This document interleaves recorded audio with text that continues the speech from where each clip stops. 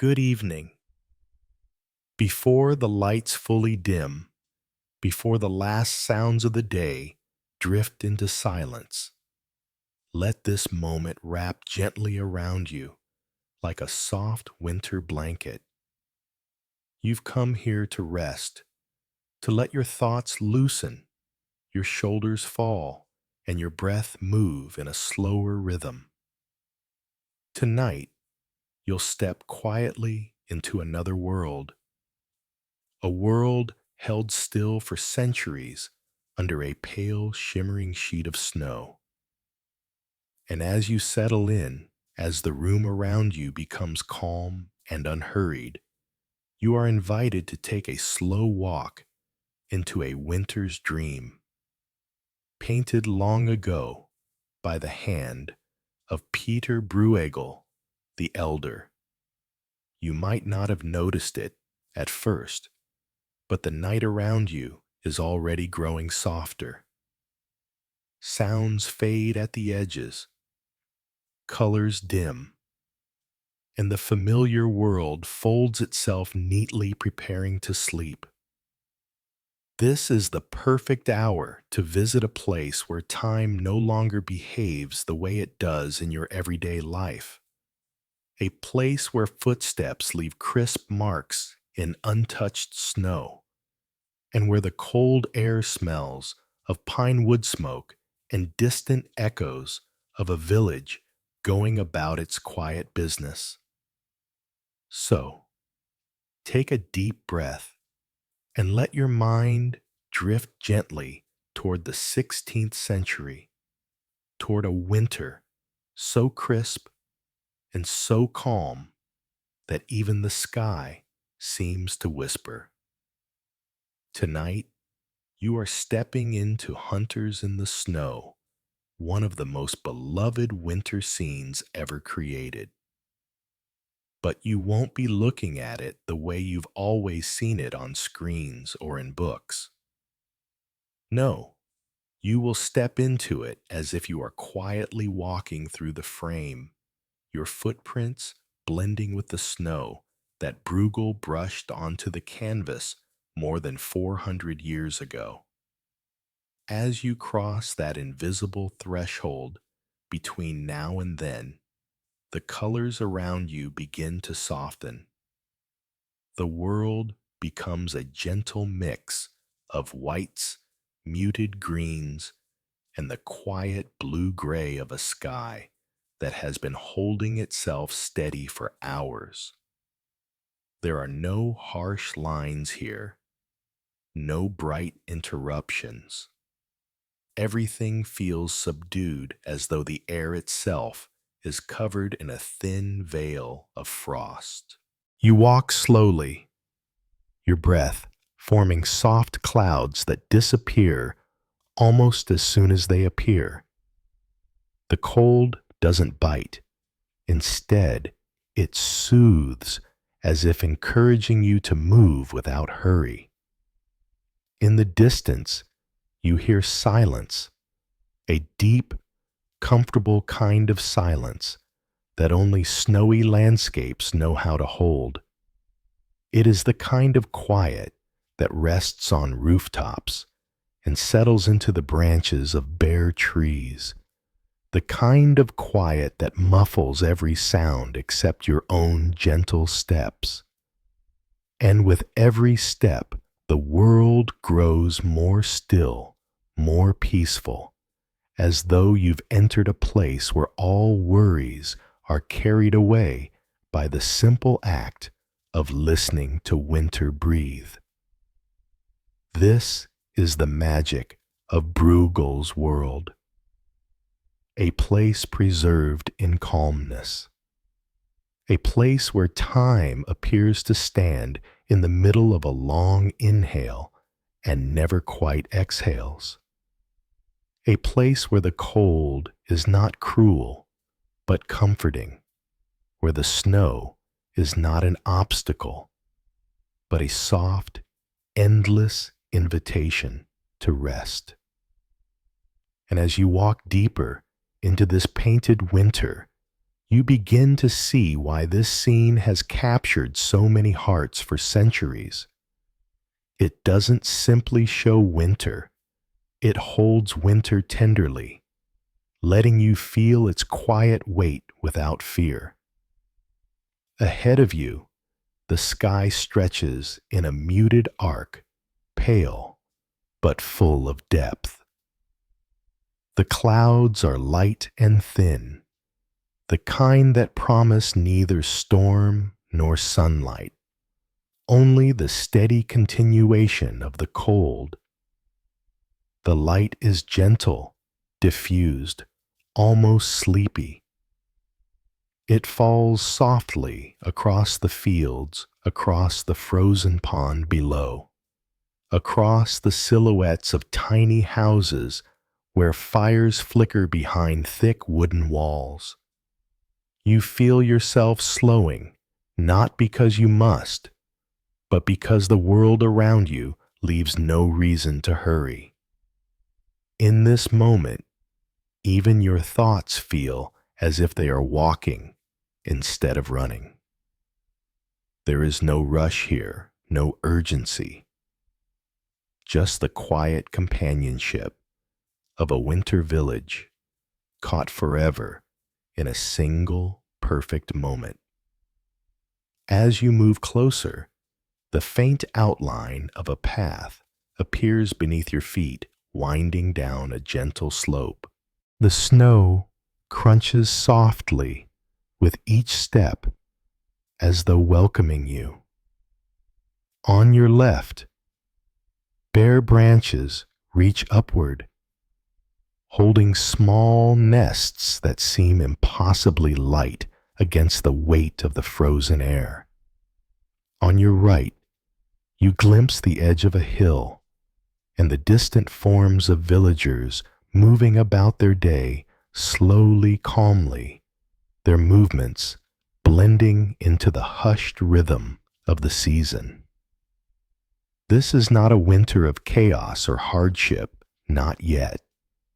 It is the quiet side of winter, the side that holds its breath and invites you to rest. And as you keep walking, the world behind you slips further away until all that remains is the crisp, unbroken sound of the 16th century waiting patiently beneath its snow. The painting around you begins to reveal more.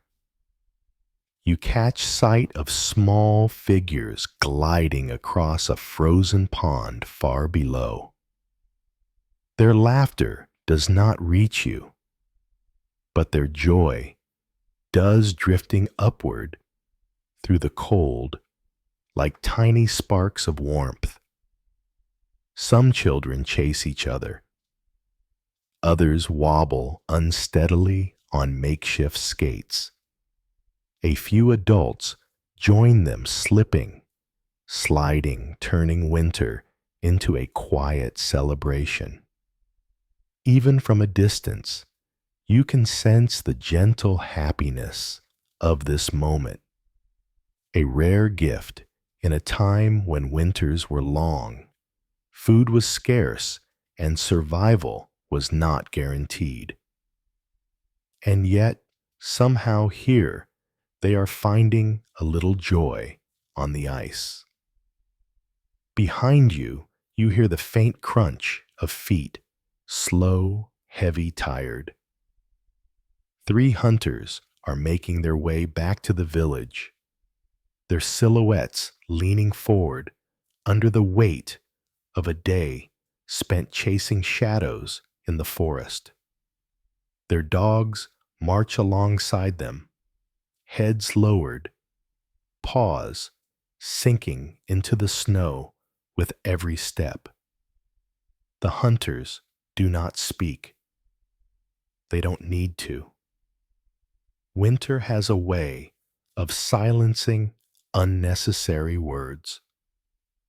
All that matters is the journey home. You watch them for a moment, these figures, Bruegel painted with such tenderness, such deliberate heaviness. They remind you that winter is not just beautiful, it is also honest. It reveals the truth of effort, of hunger, of perseverance. And yet, even in that honesty, there is peace. Not the peace of comfort, but the peace of acceptance. The hunters do not expect warmth, or feasts, or grand rewards. They expect only what winter allows. And somehow, that makes their quiet return even more serene. As they move past you, you continue walking guided by the soft palette of the world around you. Everything is painted with care. The tiny red rooftops speckled with frost, the delicate lines of bare trees, the gentle slope of the land, leading your steps forward. You begin to feel as though you are floating more than walking, carried not by your feet, but by the calmness of Bruegel's imagination. There is a moment, just a small one, easy to miss, when you realize that the world has grown even quieter. Even the hunter's footsteps have faded, absorbed by the heavy winter air.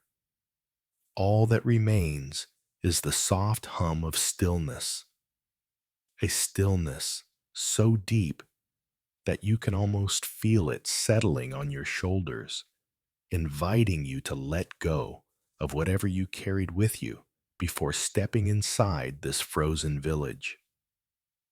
This is the hook of the story, not the hunters, not the village, not even the snow itself, but the way winter slows everything down until you finally feel yourself breathing again.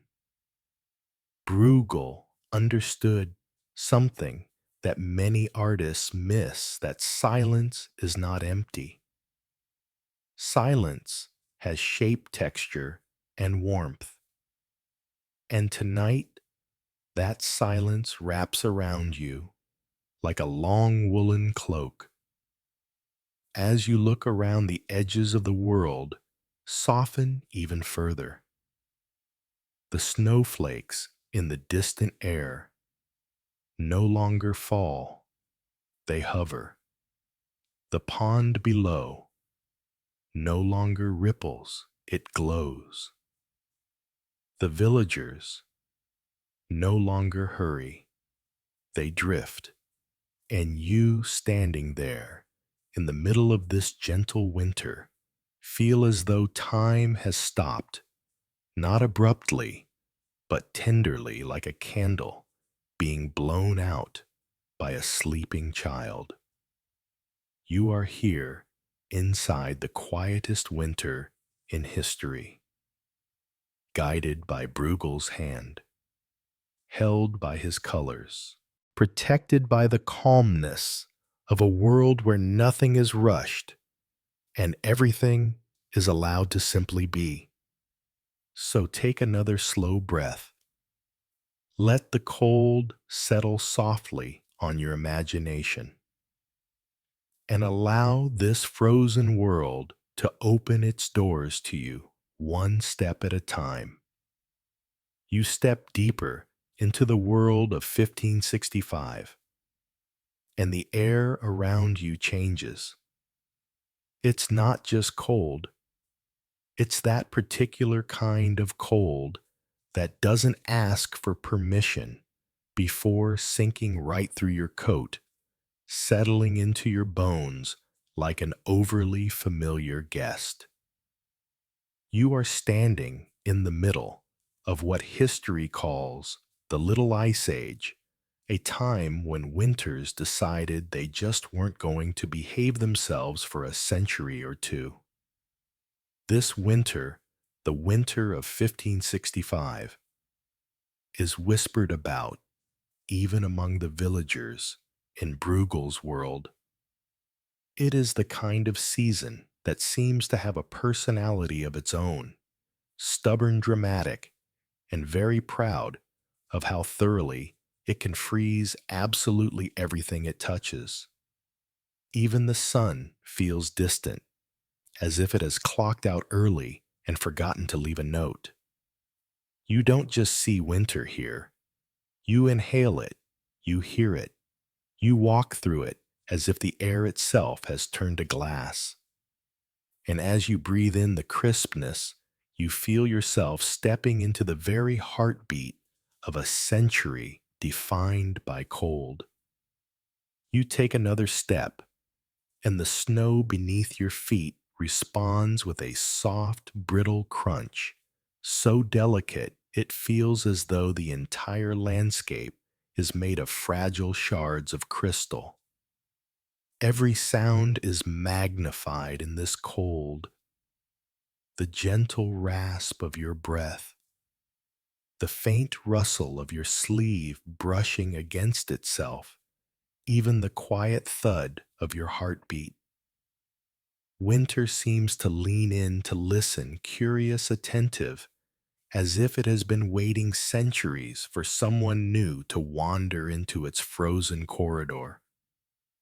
The sky above you is a pale, exhausted gray, stretched thin like fabric that has been worn down by too many storms.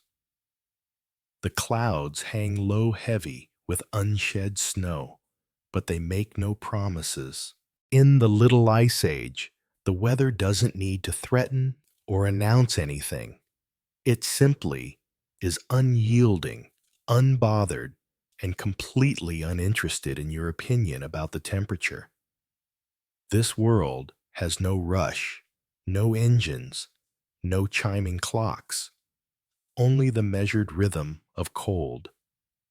You feel the wind slide past your cheek, and it carries with it a chill so sharp it could easily be mistaken for a knife made of air.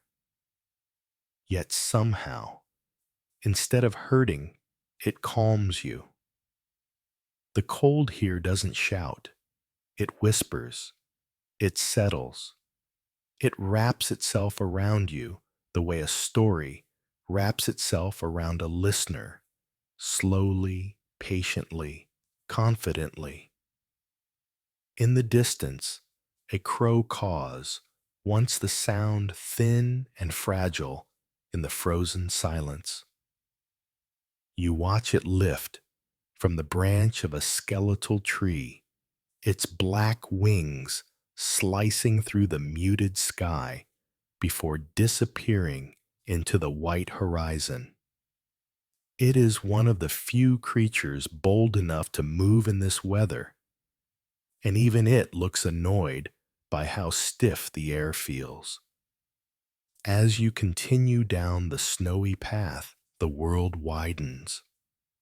The land opens itself up in a long, gentle sweep, hills coated with frost fields, flattened under the weight of ice rooftops, wearing their winter caps without complaint. Everything looks softened, as though edges and corners have been filed away by the cold. Even the distant mountains seem quieter, their outlines blurred by the sleepy winter light. You begin to notice small details that only reveal themselves to those who walk slowly. The glitter of tiny ice crystals, forming delicate patterns on a fence post. The way the snow reflects a faint blue tint from the sky. The almost imperceptible sway of a frozen branch resisting the weight of frost. Everywhere you look, winter has signed its name. And you are not just observing it, you are inside it, a guest in a season that has outstayed its welcome for years, but still manages, to carry a strange, solemn beauty. Somewhere beyond the next hill, You catch the faint smell of wood smoke drifting through the cold. It curls into the air like a quiet reminder that people live here. People who wake up every morning to this same chill, who feel the sharp bite of ice in their lungs, who scrape frost off their windows and smile because it means the fire is still burning. You imagine those villagers bundled in wool and leather, going about their day with the slow, deliberate movements of a world that has been forced to conserve every ounce of warmth and energy. No one rushes. No one wastes breath. Even laughter comes out softer shaped by cold lips that prefer not to open too wide. Winter has shaped not just the land, but the rhythm of life itself. You feel it again, that deep, wintry hush that settles over everything. It's in the way the snow absorbs sound. It's in the way the cold presses close, as if embracing the entire world. It's in the way your steps echo softly into the stillness, dissolving almost before they're made. And through it all, there is a strange comfort rising quietly within you, a sense that this frozen world is holding you gently, guiding you forward one slow breath at a time. Here in the cold heart of 1565, there is no need to hurry. The winter is endless, yes, but it is also steady, predictable, patient. It invites you to walk at its pace, to breathe with its rhythm, to let yourself be carried by the softness hiding beneath the ice. And as you move deeper into this frozen year, you begin to sense the presence of the villagers who once lived through it, figures shaped by frost and endurance. People whose days were measured not by clocks, but by the rise of smoke from chimneys and the slow arch of the winter sun. You keep walking.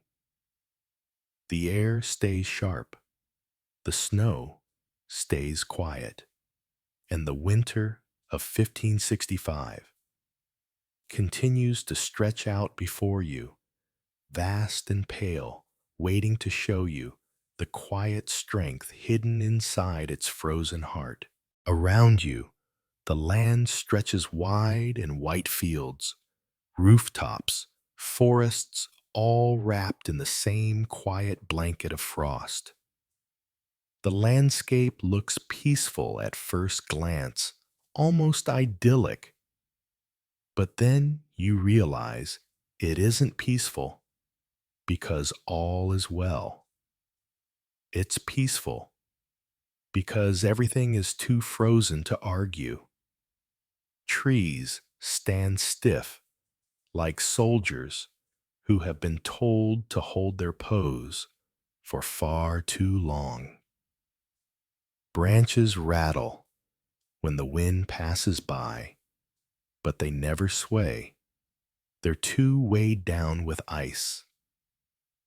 The rivers are frozen so thoroughly that they've stopped pretending to flow at all. Even time seems colder, slower, as if it's trying to conserve energy. You feel tiny under the endless winter sky, but also strangely comforted.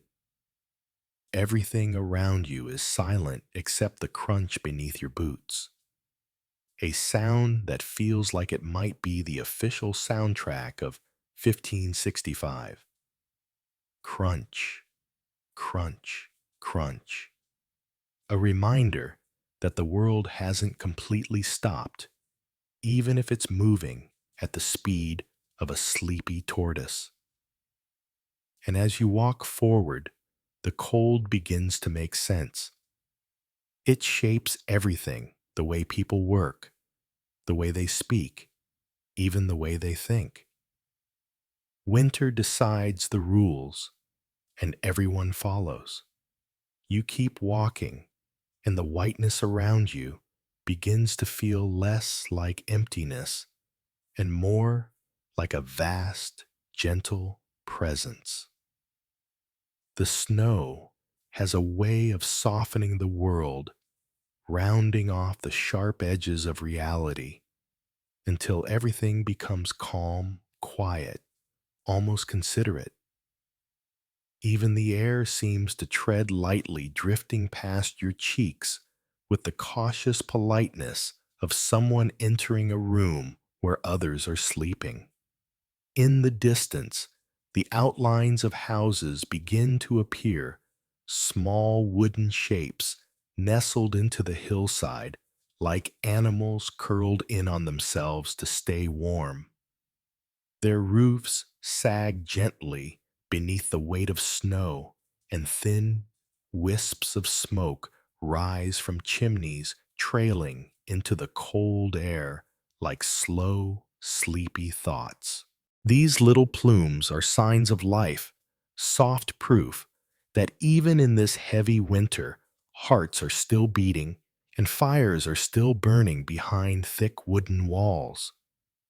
You can't help but imagine what it feels like inside those homes. The crackle of a small fire, the rough wool blankets pulled up to someone's chin, the faint smell of stew simmering in a pot thin perhaps, but warm. You picture villagers gathered close, conserving heat the same way they conserve food, sharing stories in low voices so they don't disturb the quiet that winter has draped over the world. You almost feel the warmth yourself just by imagining it. But out here in the open, the cold remains the true ruler. It dictates the rhythm of every step, the pace of every chore, the sound of every breath. It is a season that gives no room for rebellion. Your fingers tingle slightly as you exhale a pale cloud drifting upward like a small surrender to the season. Somewhere nearby, a fence creaks softly, the wood contracting under the icy grip of the air. You listen, and the sound feels lonely but not sad, just another reminder that even objects must learn to endure. Then you notice the sounds beneath everything.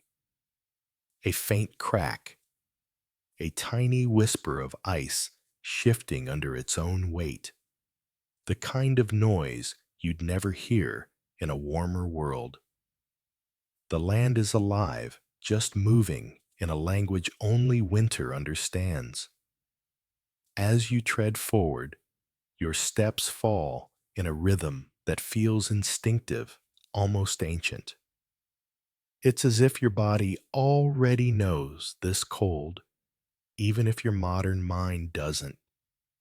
Something deep within you recognizes the heavy silence, the pale skies, the way the world slows down, until every moment stretches long and thin, like a fragile strand of frost. You realize that in 1565, people didn't simply endure winter, they lived with it. They understood its moods, its stubbornness, its quiet generosity. They listened to its warnings and appreciated its stillness. And now, walking through this frozen world, you start to feel the same way. The more you look, the more you see winter's fingerprints on everything. The hills curve smoothly under layers of snow, thick enough to erase the land's imperfections. Frozen ponds shine with a dull, glassy sheen, reflecting the muted sky above. Even the forests look gentler, cloaked in white, their harsh outlines softened until they seem almost tender. Everywhere you look, winter is performing a kind of soft magic, transforming, quieting, smoothing, turning the world into something that feels paused, but not lifeless, resting, but not gone. And as you continue walking, you feel yourself surrendering to the calm. The cold no longer feels intrusive. The silence no longer feels empty. You begin to understand why this season, despite its hardships, held such a strange beauty for the villagers of that time. For in this frozen stillness, there is a kind of truth, a simplicity, a reminder that sometimes the world slows down, not to punish you, but to show you what it looks like without noise. You take one more step, crunch, a sound that feels timeless, like you are stepping not just through snow, but through history itself. Ahead of you, the path stretches on, winding gently toward the heart of the village. The cold wraps around you like a vast, quiet cloak. Winter has set the rules, and here, in this deep calm, you find yourself willing to follow. The cold brings another shadow, with its shortage. Food isn't just scarce, it's a daily worry woven into every conversation. You feel it in the air as you pass small houses crouched beneath snow-heavy roofs. The smoke rising from chimneys is thin, almost apologetic, as if the fires inside are trying their best, but simply don't have much to work with. People ration everything: grain, meat, warmth, hope. Livestock grow thinner, meals grow smaller.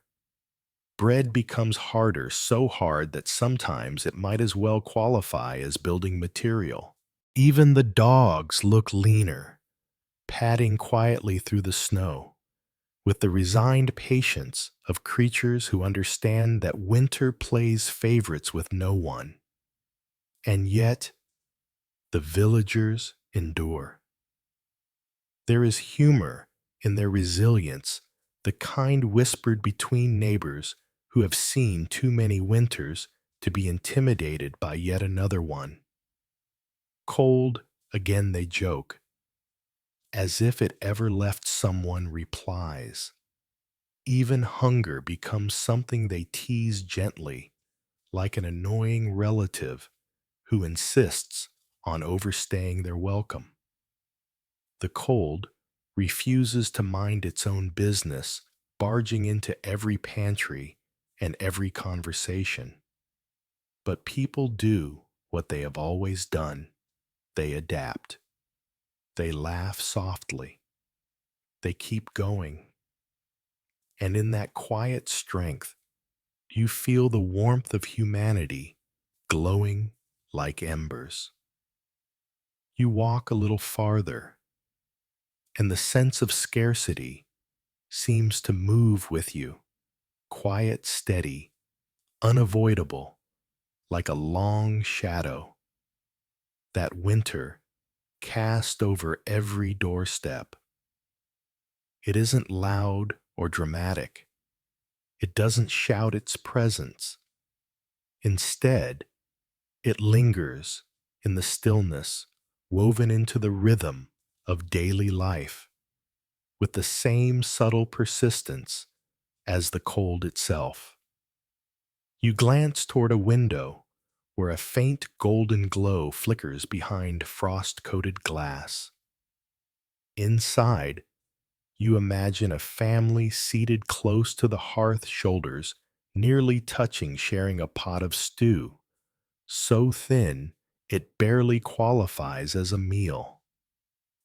A mother ladles it carefully, scraping the bottom with the gentle precision of someone who has learned not to waste even a single grain.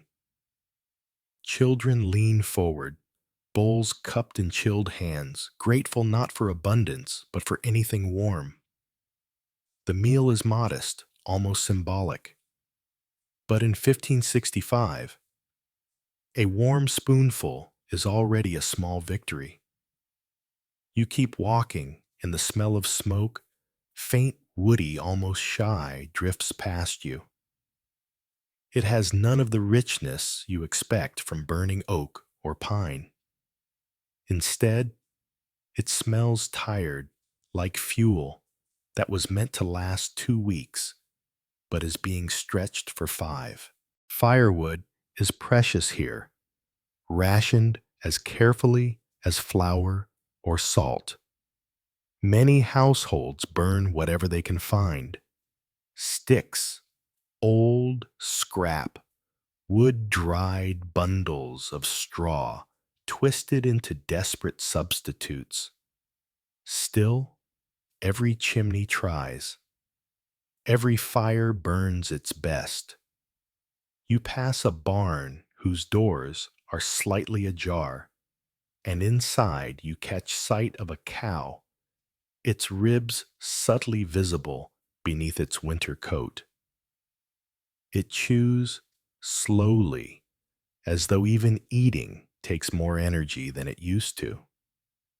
Beside it, a goat nudges a frozen trough, with its nose hopeful but not surprised when nothing happens. Animals here grow quiet during winter. They conserve strength. They learn patience from the season itself. And somehow, despite the thinness of everything, thin fires, thin meals, thin comfort, the world feels fuller because people refuse to let hardship scare them into silence.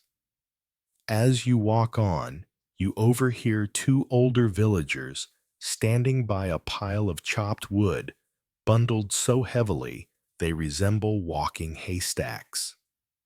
Their breath curls upward in white puffs as they exchange a kind of weary humor that only shared suffering can produce. Think spring will be kinder this year. The question floats into the cold like a feather that refuses to fall. Spring. The other replies with a chuckle that sounds like cracking ice. Spring's probably hiding from this winter too. They laugh in that soft, understated way of people who know the world is harsh, but refuse to let it harden them. Their resilience is not loud. It's not heroic in the way stories usually describe. Instead, it is humble, practical, and almost tender.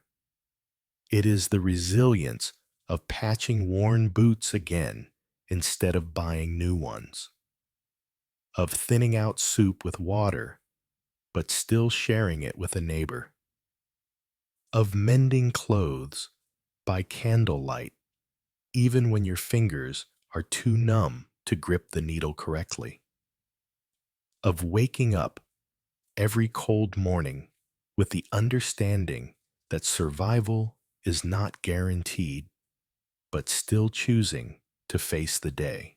You feel it in the air around you, a quiet, stubborn hope, too small to be noticed from afar, yet too strong to be extinguished. Even the way the villagers talk about hunger has a strange softness to it, a kind of familiar annoyance rather than fear. They treat scarcity the way you might treat a rude but predictable guest. Someone who arrives uninvited every year, stays far too long, makes things difficult, but never manages to break the spirit of the household. It's as if the entire village has agreed without saying it aloud that winter may control the weather, but it will not control their humor. A man passing you mutters with a half smile, "If the bread gets any harder, we'll have to use it as roof tiles." A woman beside him shrugs, "At least the roof will last longer than dinner." It's a small, gentle defiance, quiet laughter in the face of a season that would prefer everyone be too miserable to smile. And in that warmth, that shared humanity glowing faintly beneath layers of cold and hardship, you suddenly understand something important. Winter may seat itself at every table here, but it is not the head of the household. The people are. Their humor, their endurance, their whispered jokes, their willingness to share the little they have. In the middle of freezing winds and empty larders, the warmth doesn't come from the fires, it comes from them. And as you continue along the snowy path, you carry that warmth with you, a quiet ember glowing inside your chest, keeping you company in the cold. If there is one thing winter excels at, even more than freezing noses, it is slowing down the world until every action feels deliberate. You feel it the moment you try walking. Your steps become slower, heavier, more careful. The cold demands it.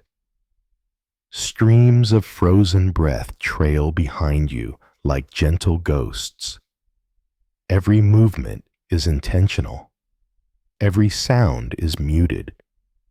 You notice how villagers move shoulders, hunched scarves, pulled high, voices low. Not because they are sad, but because winter insists on setting the pace, and nobody dares argue with a season this stubborn. Chopping wood becomes a daily ritual, not a chore, but a survival dance. Heating water takes time. Walking to the next house feels like crossing a continent. Even blinking feels slower, as if your eyelashes are politely trying not to freeze together. But despite the weight of the cold, there is beauty in this slower rhythm. A kind of calm that modern life forgets to offer. A softness woven into every breath. You realize that survival here isn't dramatic. It's quiet, measured, steady.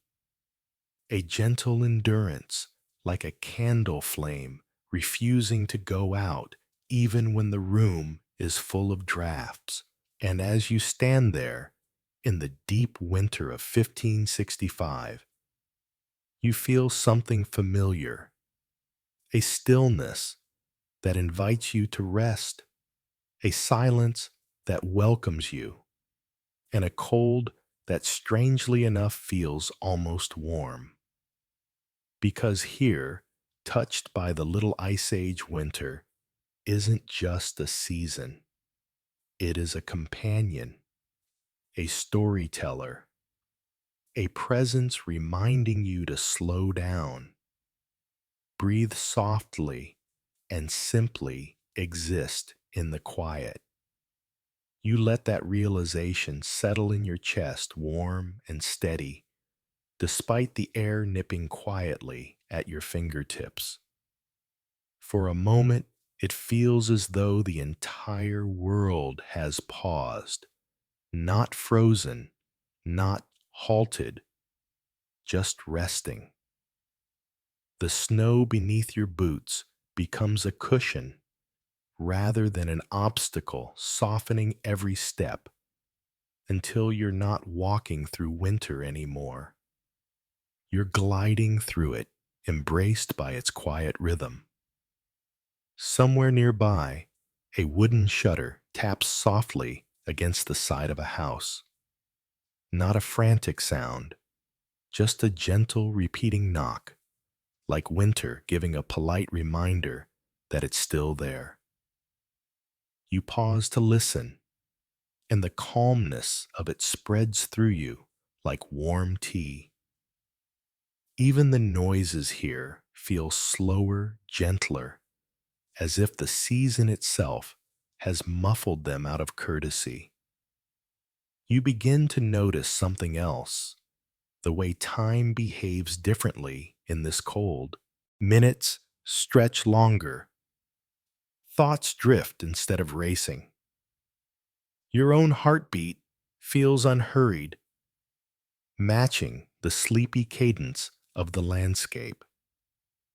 In the modern world, everything pushes forward. Here, everything leans back. You take another breath, and the cold fills your lungs like a story being whispered directly into your chest. It carries hints of pine, distant smoke, and something older, something ancient, almost sacred. This is the kind of winter that shaped generations, the kind that taught people not just how to survive, but how to be patient, observant, gentle with themselves and others. You watch a villager emerge from a small cottage, wrapped in layers that make them look twice as wide as usual.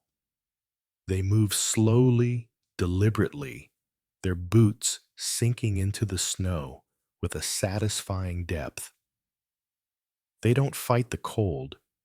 They work with it, fitting their pace to the season like a dance learned over years of repetition.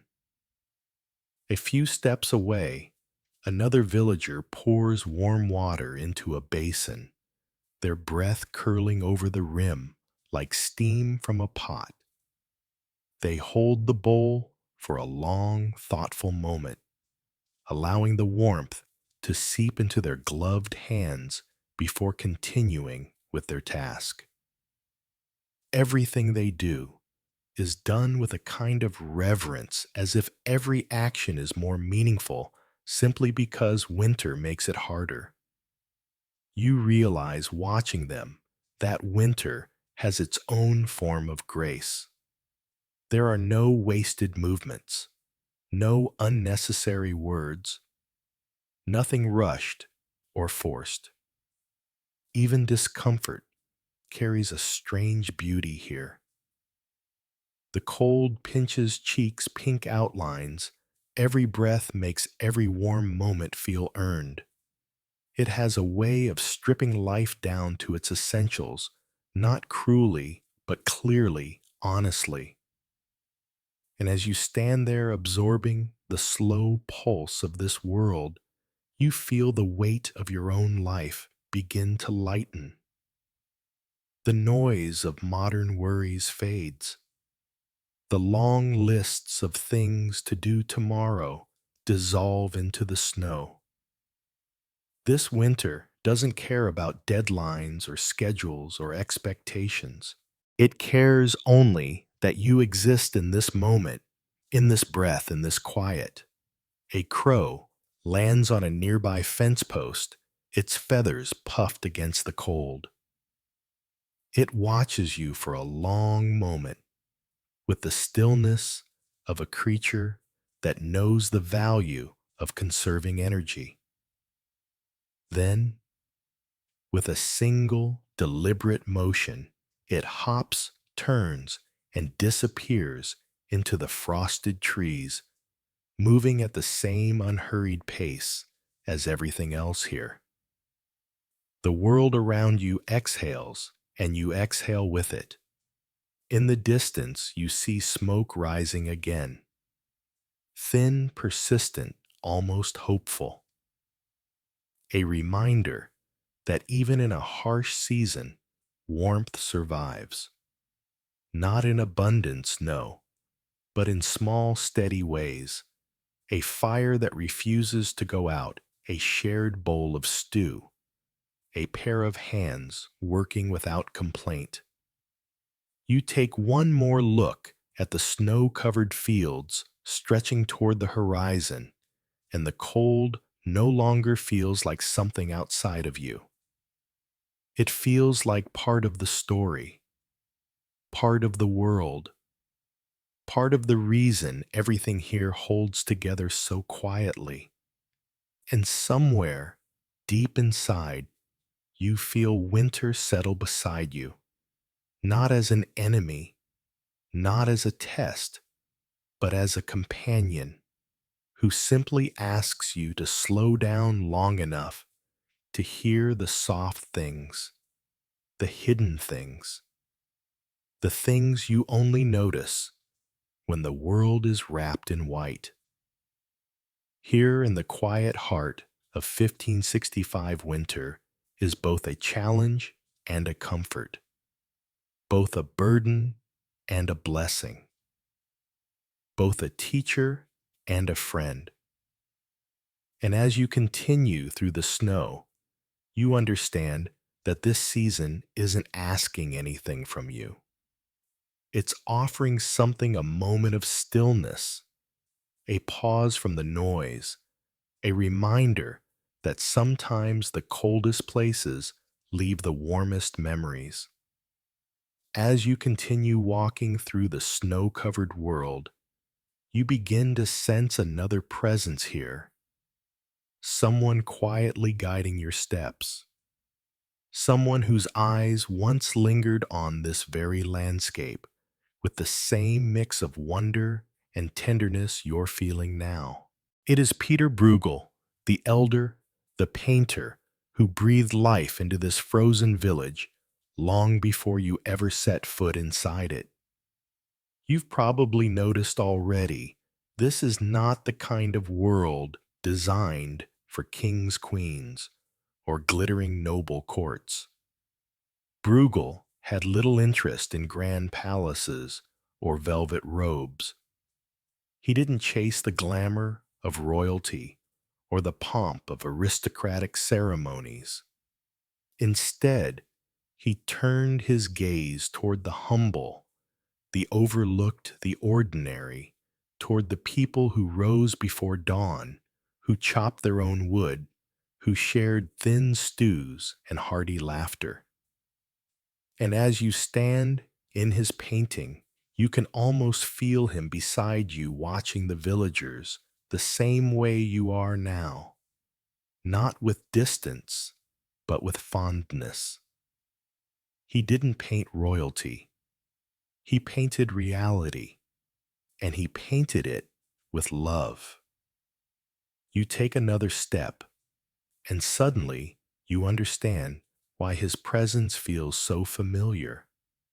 Bruegel walked these same imaginary paths long before you, not just as an artist, but as a quiet companion to the people he painted. He did not tower over them like a scholar observing curiosities. He slipped into their routines, leaned into their conversations, and listened, really listened to the small stories that stitched their days together. You imagine him now, bundled in heavy wool boots, sinking into the same kind of snow you're walking on, pausing at the edge of the village to watch life unfold with the soft patience of someone who finds beauty in things most people hurry past.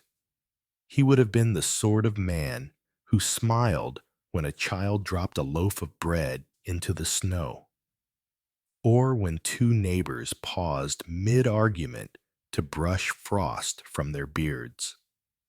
He noticed the warmth behind their complaints, the tenderness beneath their struggles, the way humor survived, even in the deepest cold. Bruegel painted not the moments that history books bothered to record, but the secret life of winter, the way a family huddles around a fire, the way a dog chases a child across a frozen pond, the way a village breathes in unison when the snow grows heavier. These details mattered to him. The gentle, unpolished truth of human living mattered to him. And as you walk deeper into this world, you begin to see what he saw. A woman sweeping snow from her doorstep, not because she expects guests, but because routine is its own kind of comfort. A group of children tumbling over each other, their laughter bursting into white clouds, unbothered by the bitter temperature. An older man bent over a bundle of sticks, his face flushed from effort, but his eyes bright with a stubborn, familiar determination. Nothing is grand here. Nothing demands a spotlight. Yet everything is alive. You sense Bruegel everywhere, in the way the snow falls in feathery layers, in the soft tilt of a villager's head, in the small imperfections that make the scene feel real enough to breathe. There is no exaggeration in his winter, no theatrical flourish, just honesty, just affection, just the quiet poetry of people doing the best they can with the little they have. And you understand now that Bruegel didn't simply paint a village, he honored it.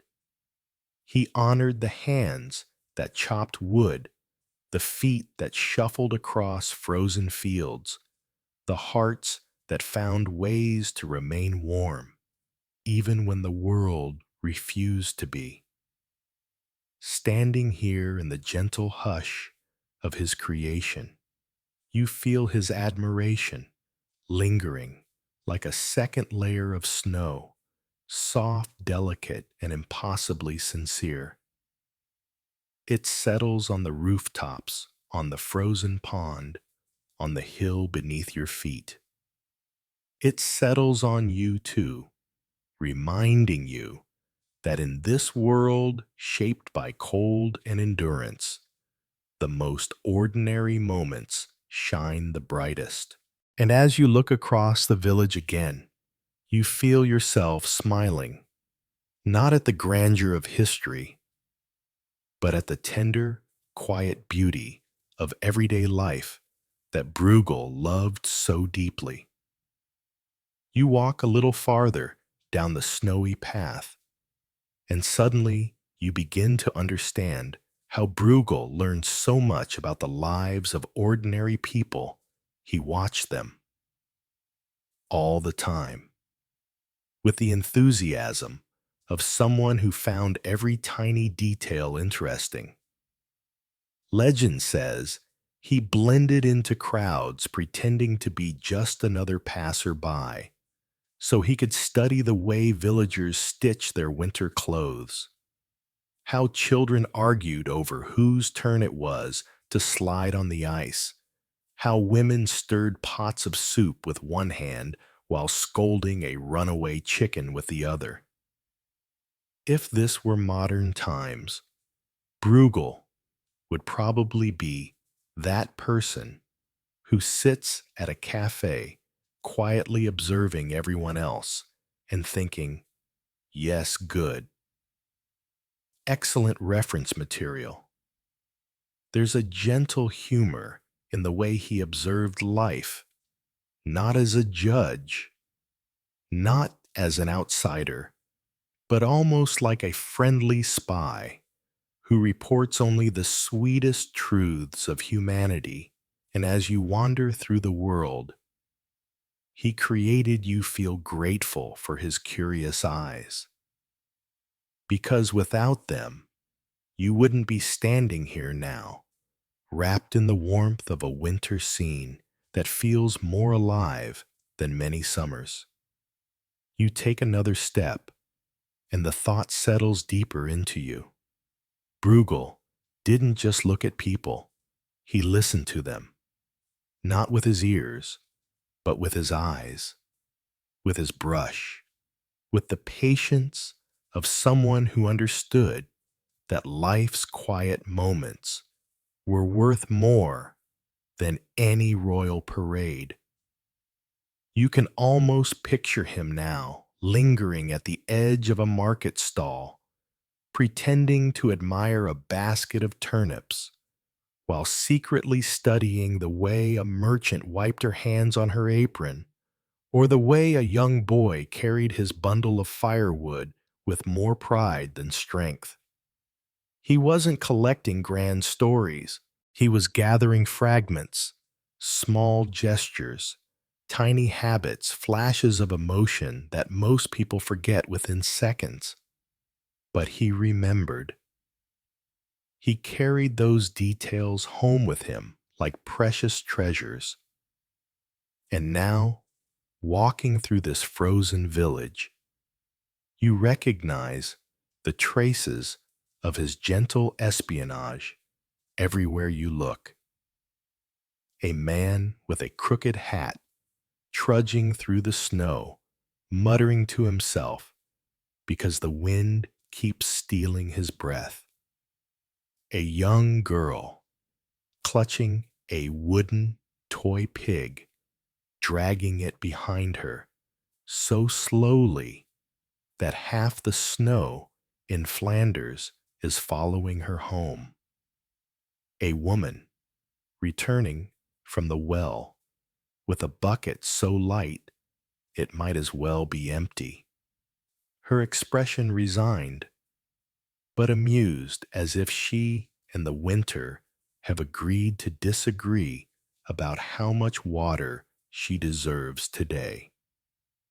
These are the kinds of scenes Bruegel adored. Not perfect, not noble, not extraordinary, just true. It becomes clear that he wasn't just a painter. He was a collector of humanity, gathering the softest pieces of everyday life and stitching them together until they form something whole, something honest, something beautiful. You imagine him crouching near a frozen pond, sketching the way a child's feet slip out from under them at the exact same moment a friend bursts into laughter, or following a group of hunters not to capture the thrill of the chase, but to study the way they sigh when they return empty-handed. He painted people the same way he observed them, warmly, gently, without asking them to be anything more than themselves. And in this quiet winter landscape, you realize something else. Bruegel didn't just watch villagers. He cared about them. He cared enough to notice how their mittens were patched, how their boots were tied, how their joy persisted, even when the season seemed determined to steal it. He painted their struggles, yes, but he painted their endurance more. He painted their cold, but he painted their warmth with even greater devotion. And as you wander through the world that grew from his careful attention, you feel the depth of that care like a soft pulse beneath the snow. It wraps around you quiet but steady, reminding you that someone once stood exactly where you stand now. Eyes open, heart open, looking at these same humble lives and thinking they were worth capturing forever. Without Bruegel's curious gaze, this winter village might have vanished into history, forgotten like so many other ordinary places. But because he watched patiently, lovingly, you are here walking through a world that still breathes centuries later, warmed by the glow he gave it. And as you continue down the snowy path, you carry his quiet wonder with you, seeing the village not just as scenery, but as a living testament to the beauty he found in everyday people. The deeper you walk into Bruegel's village, the more you realize what fascinated him, not the extraordinary moments, but the ordinary ones that everyone else walked past without noticing. You see it everywhere in the villagers hauling bundles of sticks, in the children chasing each other over frozen ponds, in the quiet woman sweeping snow from her doorstep, in the hunters trudging home after a disappointing day. None of these moments are dramatic. None of them scream for attention. And yet Bruegel understood something timeless, that the heart of life doesn't beat in grand events.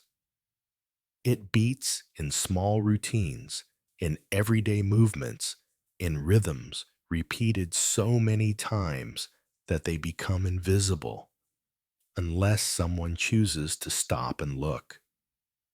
You can almost imagine Bruegel leaning in closer than most people would, eyes narrowed, taking mental notes of how snow clung to a villager's boots, how a dog's tail curled as it waited for scraps, how the wind nudged the smoke from a chimney a little to the left. He saw poetry where others saw chores. He saw meaning in the monotony. He painted not what happened, but how it felt to live it. And now, walking through the world, he shaped you. Feel yourself, slowing to notice the same details with a new softness, a new appreciation. You pause for a moment, letting the stillness settle around you, and it becomes clear that this village is not defined by grand gestures, but by countless small acts stitched together with quiet determination. The more you look, the more those hidden moments begin to glow softly like embers beneath a thin layer of ash. A man stops to adjust the rope on his firewood bundle, his breath rising in pale curls that vanish before they reach the treetops.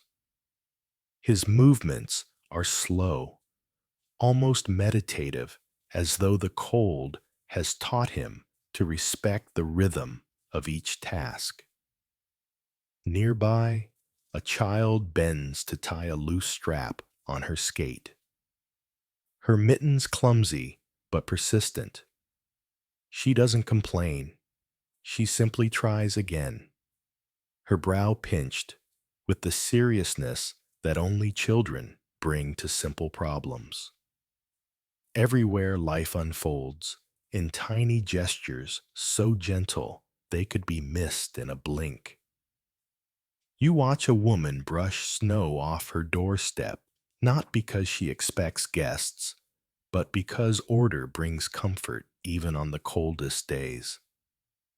She pauses now and then, leaning on her broom as if listening to the silence. Snowflakes cling to her scarf, melting slowly in the warmth of her breath.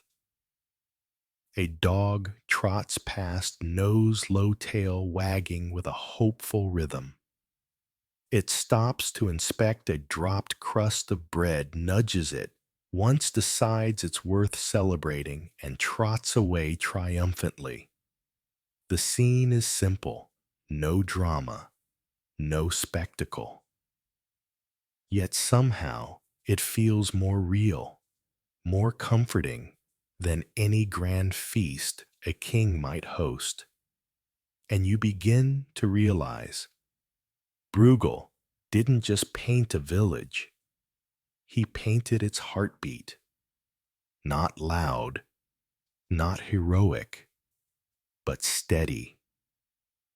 A rhythm born from the repetition of small movements, from the shared knowledge that ordinary life, no matter how quiet, how cold, how modest, is still precious.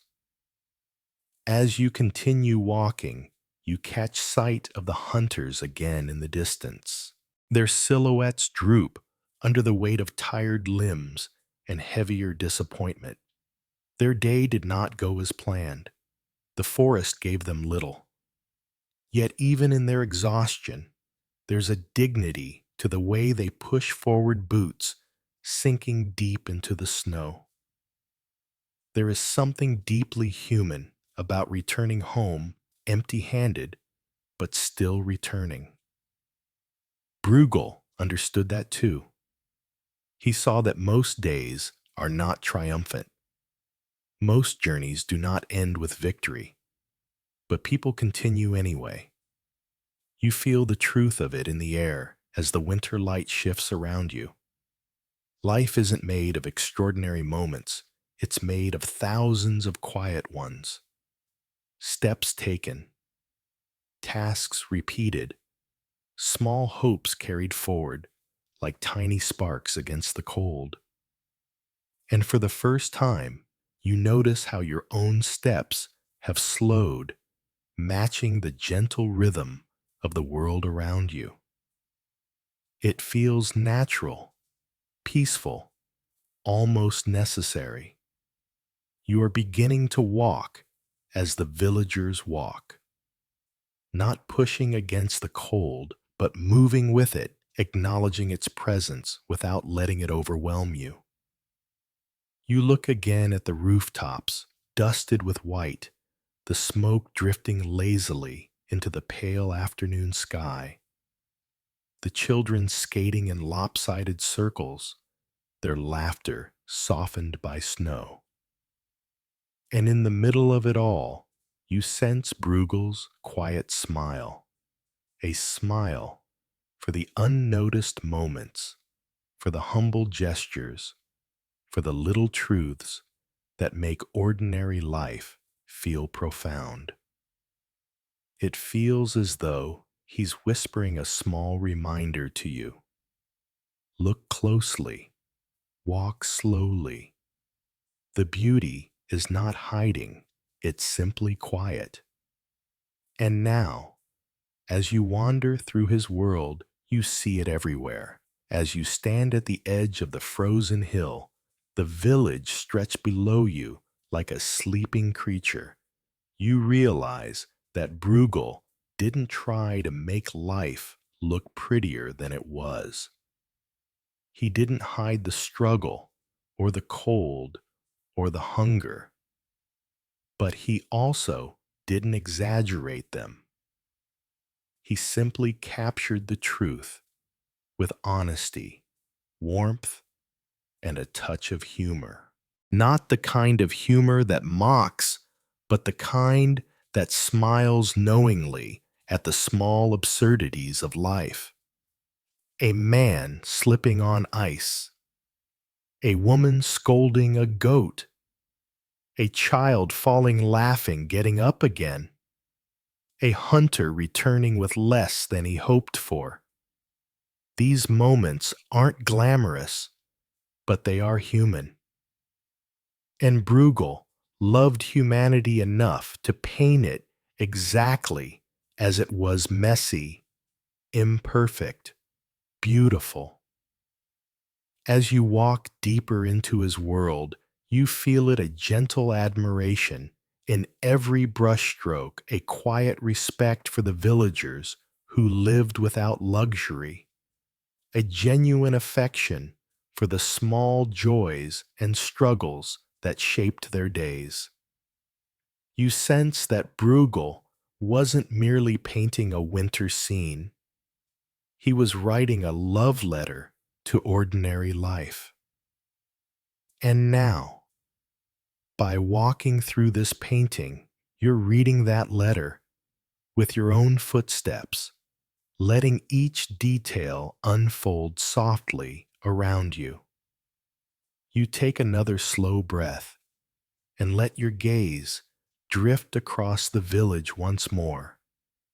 And suddenly, you feel as though Bruegel is guiding your eyes, not forcing them, not directing them, but gently nudging your attention toward the details he cared about most. He invites you, without a single word, to look past the obvious and notice the heartbeat hidden underneath. You see it in the curve of a rooftop, sagging gently beneath the snow, shaped not by architectural pride, but by years of weather and wear. You see it in the posture of a man carrying firewood shoulders heavy, but steps steady. You see it in the crooked fence leaning stubbornly against the cold, determined to stand, even if winter pushes harder tomorrow. Everything here is imperfect, and that imperfection feels like truth. Bruegel didn't glorify the world, but he didn't diminish it either. He honored it. You watch a small group of children huddled near the frozen pond, their cheeks flushed red with cold and excitement. One slips, one laughs, one helps the other up. It's such a tiny event, so small, so fleeting, that most eyes would skim past it. But Bruegel saw immortality in moments like this. He saw the softness of humanity woven into their movements, the resilience hidden in their play, the joy that managed to exist even in the harshest winters. As you observe them, you feel something shift inside you, as though your own perspective is softening, widening. The struggles of this village don't overshadow its beauty. They create it. The cold doesn't erase the warmth. It reveals it. The hardship doesn't eliminate hope. It makes hope shine brighter. You walk a few steps down the hill, and the sound of snow under your boots becomes part of the painting itself, as though Bruegel left space for you in one of the quieter corners. You pause beside a small house where a woman shakes a rug over the snow, tiny dust motes swirling like sparks in the cold air. When she finishes, she stands for a moment with her hands on her hips, surveying her little kingdom, a house with drafty windows, a goat who refuses to cooperate, a hearth that needs constant tending. And still, there's a softness in her gaze, a tenderness that says, "This is enough. This is home." Bruegel painted that expression not directly, not literally, but through the gentle harmony of the scene. You feel it in the way her shadow falls across the snow, in the warmth rising from her chimney, in the quiet pride of her stance. As you continue down the path, you notice two neighbors talking over a fence buried halfway in snow. Their noses are red, their voices muffled by scarves, but their conversation continues with the easy familiarity of people who have weathered many winters together. Bruegel captured this too, not just the people, but the bond between them. The unspoken understanding that life is easier when carried side by side. And then, as you reach the base of the hill, the entire village seems to gather around you in a silent chorus of ordinary life laughter drifting from the pond, the thud of an axe meeting wood, the soft clatter of pottery inside a cottage, the rhythmic sweep of someone clearing snow from their doorway. Every sound is gentle, every movement unforced, every detail painted not for drama, but for truth. You find yourself smiling, not because anything spectacular is happening, but because nothing spectacular needs to. This world breathes in its own slow, steady way, inviting you to breathe with it. And without realizing it, you already are. In Bruegel's hands, winter becomes more than a season. It becomes a stage where ordinary life unfolds with quiet dignity. It becomes a mirror reflecting the beauty of perseverance. It becomes a story without heroes, only humans, and that is more than enough. You feel the warmth of that realization settling into you, soft as the glow of a lantern behind frosted glass. And as you take another step through this painted village, you understand something Bruegel knew all along. The most extraordinary thing about life is how beautiful the ordinary can be when someone finally pauses long enough to see it. As you continue down the hill, your eyes catch movement in the distance. Slow, heavy movement, the kind that does not belong to excitement or urgency, but to weary bodies returning home. The shapes grow clearer with each step, and soon you can make out three hunters pushing their way through the deep snow, their silhouettes sharp against the pale afternoon light. They walk the way tired men walk, backs curved shoulders, sagging feet dragging just enough to show that every inch of progress costs them something. Their boots sink with each step, swallowed by the snow, as if the ground itself wishes they would stop and rest. Frost clings to their cloaks. Their breath leaves their lips in slow clouds. There is no triumph here, only endurance. You stand still for a moment, watching them cross the hill's slope. In this frozen world, even returning home becomes a journey. You watch their slow procession with a kind of quiet respect, the kind that rises naturally when you witness effort without applause.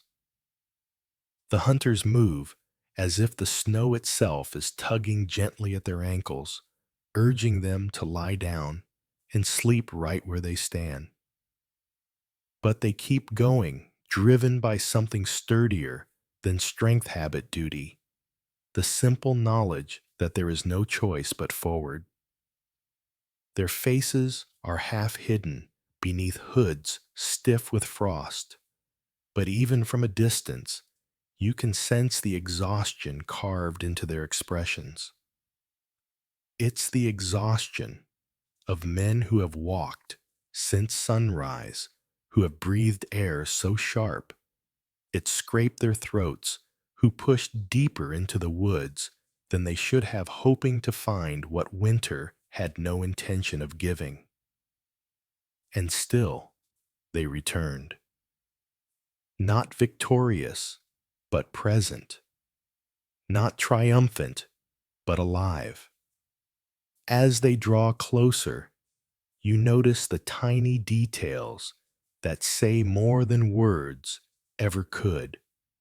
The stiffness in their gait, the way their knees bend reluctantly, the roughness of their hands gripping spears worn down from years of use, the faint tremble in their shoulders where cold has collected like a second heavier coat.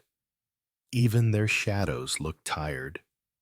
A gust of wind sweeps across the hill, brushing snowflakes from the branches overhead.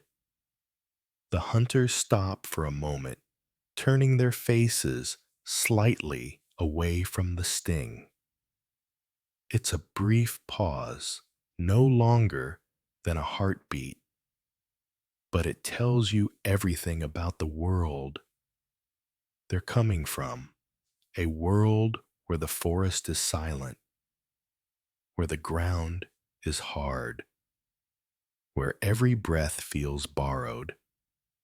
Then, as if remembering that home is just a little farther, they start walking again.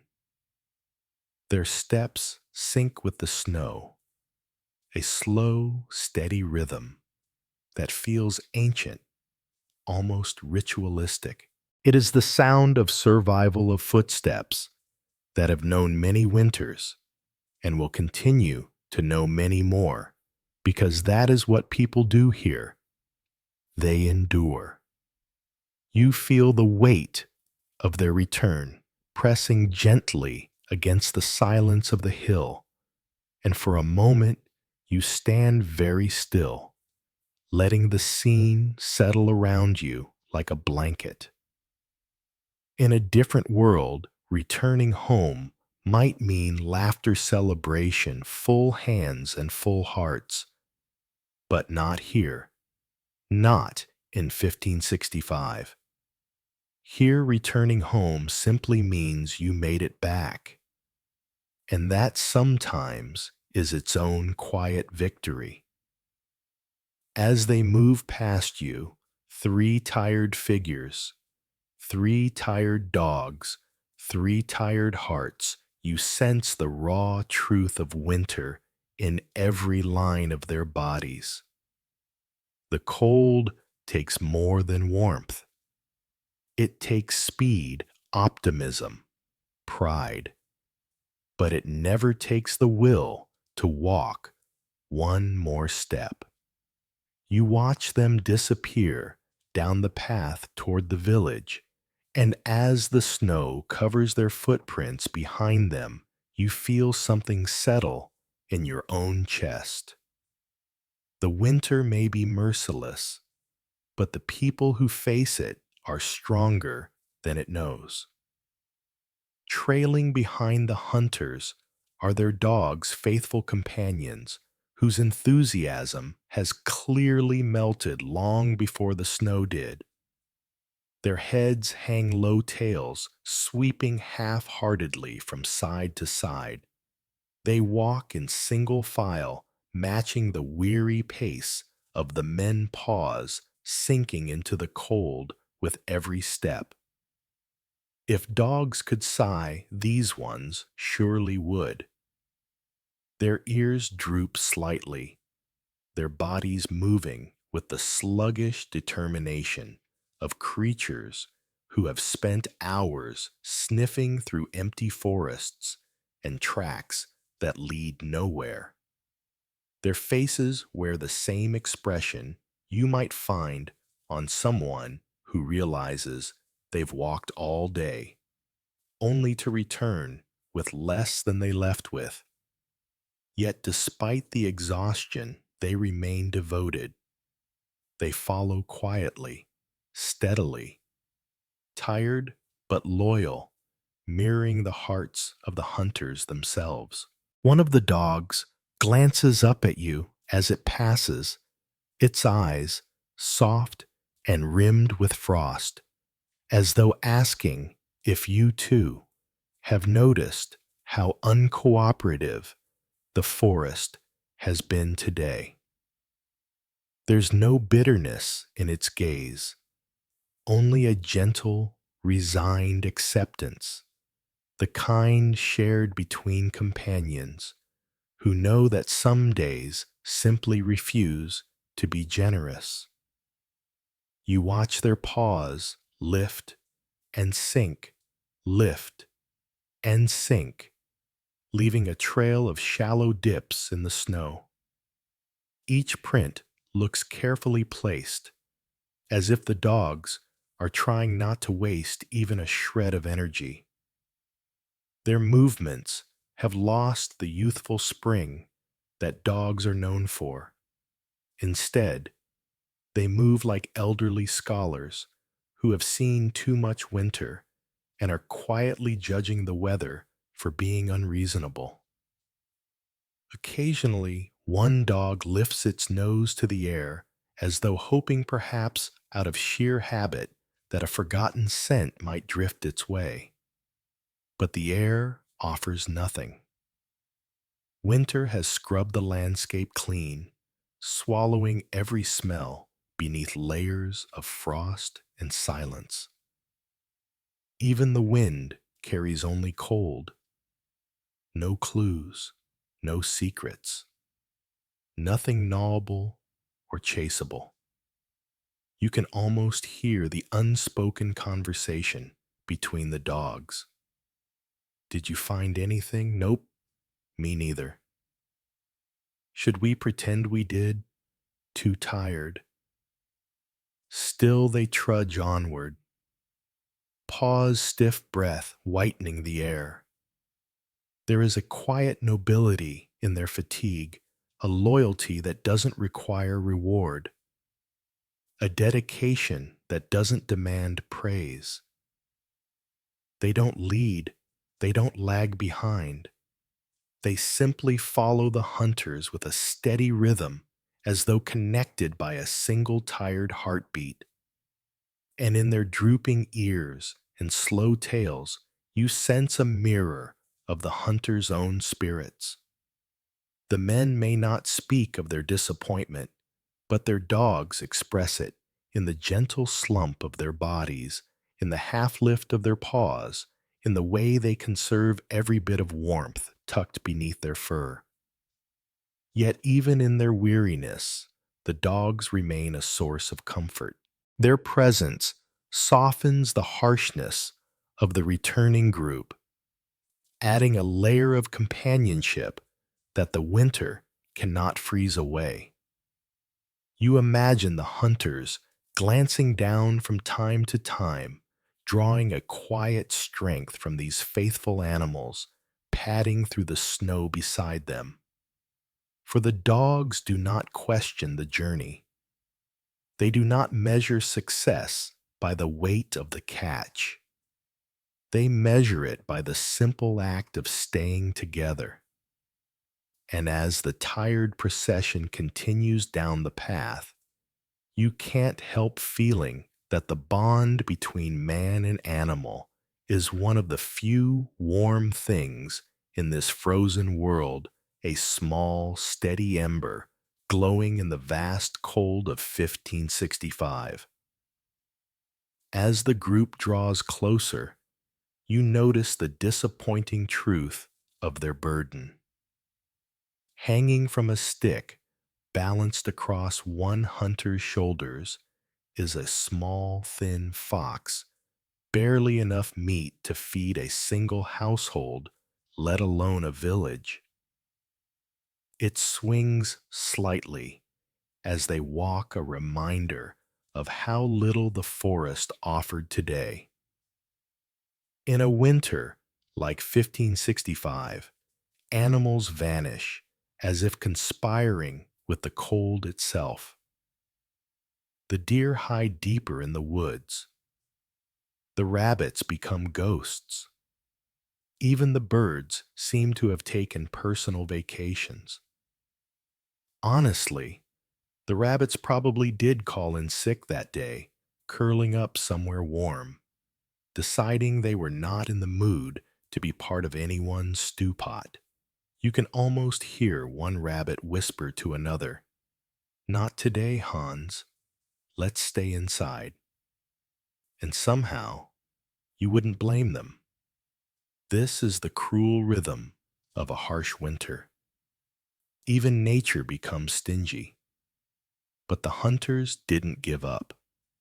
They pressed on through empty tracks, numb fingers, and biting wind. And though their catch is small, their effort is enormous. It is survival in its most humble form. You watch the fox sway gently from the wooden pole, a sad little pendulum marking the rhythm of defeat. Its fur is stiff with frost, its body light enough that the hunter barely needs to adjust his balance. It is not a trophy. It is not a success. It is simply a reminder that the forest has turned its pockets inside out and shrugged. And yet the hunters carry it with the same careful hands they would give a far greater prize. Not out of pride, but out of practicality, because even the smallest catch matters in a winter like this.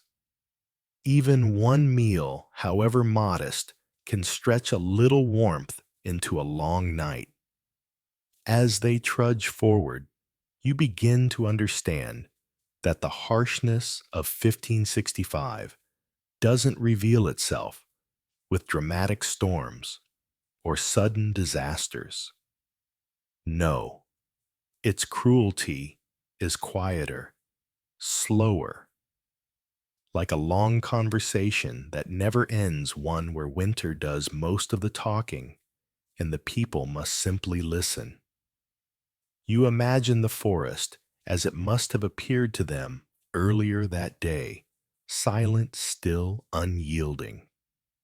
The snow packed tightly around tree roots, burying whatever tracks might have offered hope. The branches stiff and bare, holding no secrets.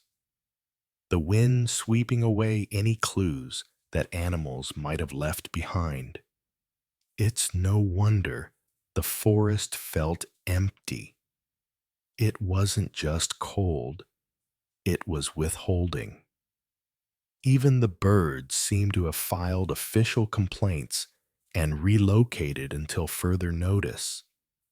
A sensible decision, really. If you were small and edible, you'd probably take a vacation too.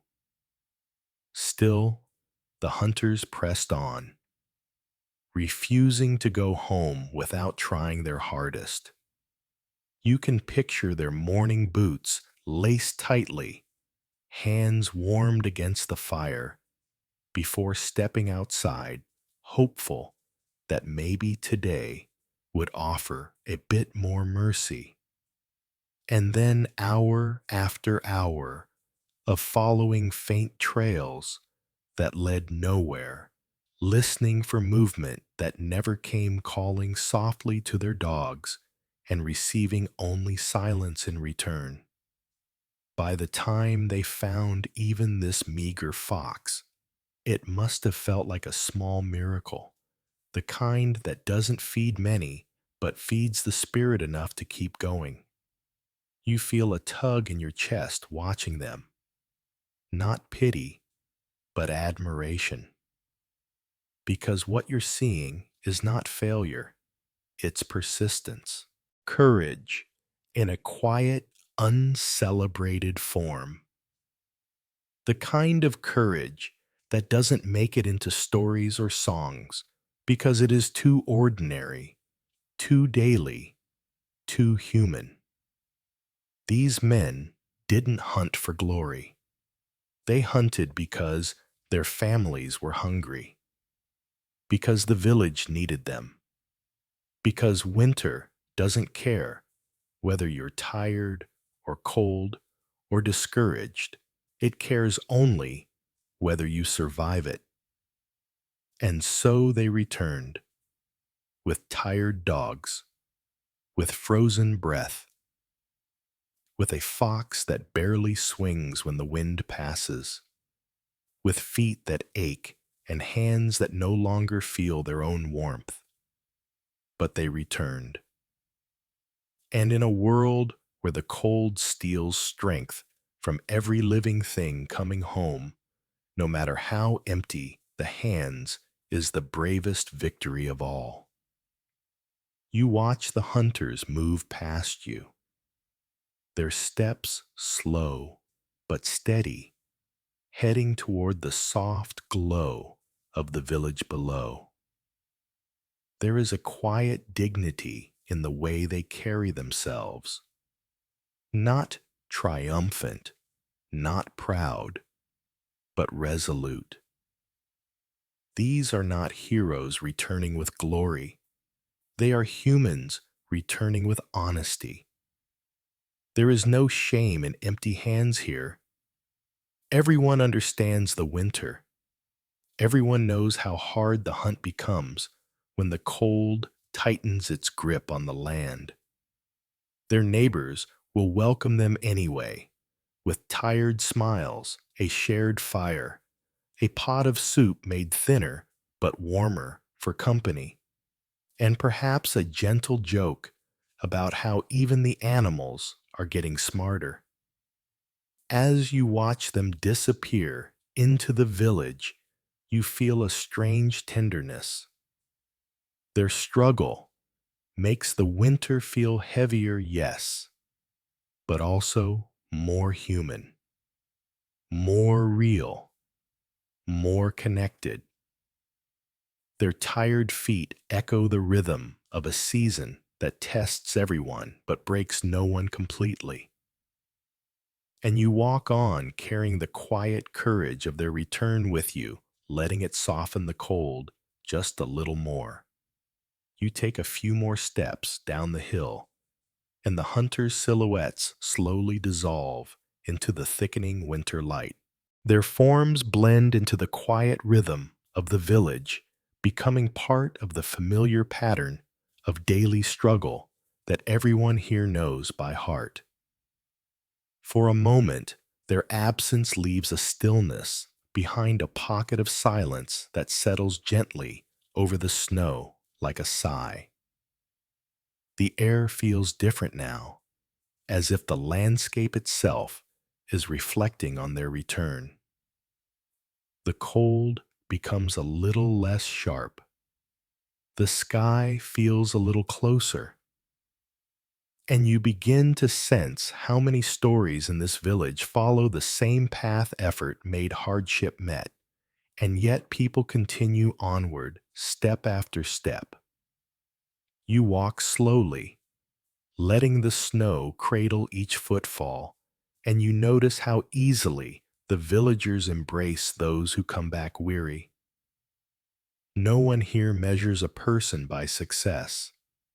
They measure them by persistence.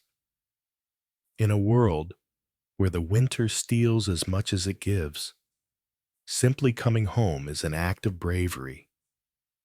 You picture the hunters stepping into the warmth of a cottage, the fire crackling faintly, the dogs curling tightly near the hearth, the smell of something simple but warm rising from a pot. There will be no celebration, no cheers, no feasting, just presence, just gratitude, just the quiet relief that the winter has not taken anyone today.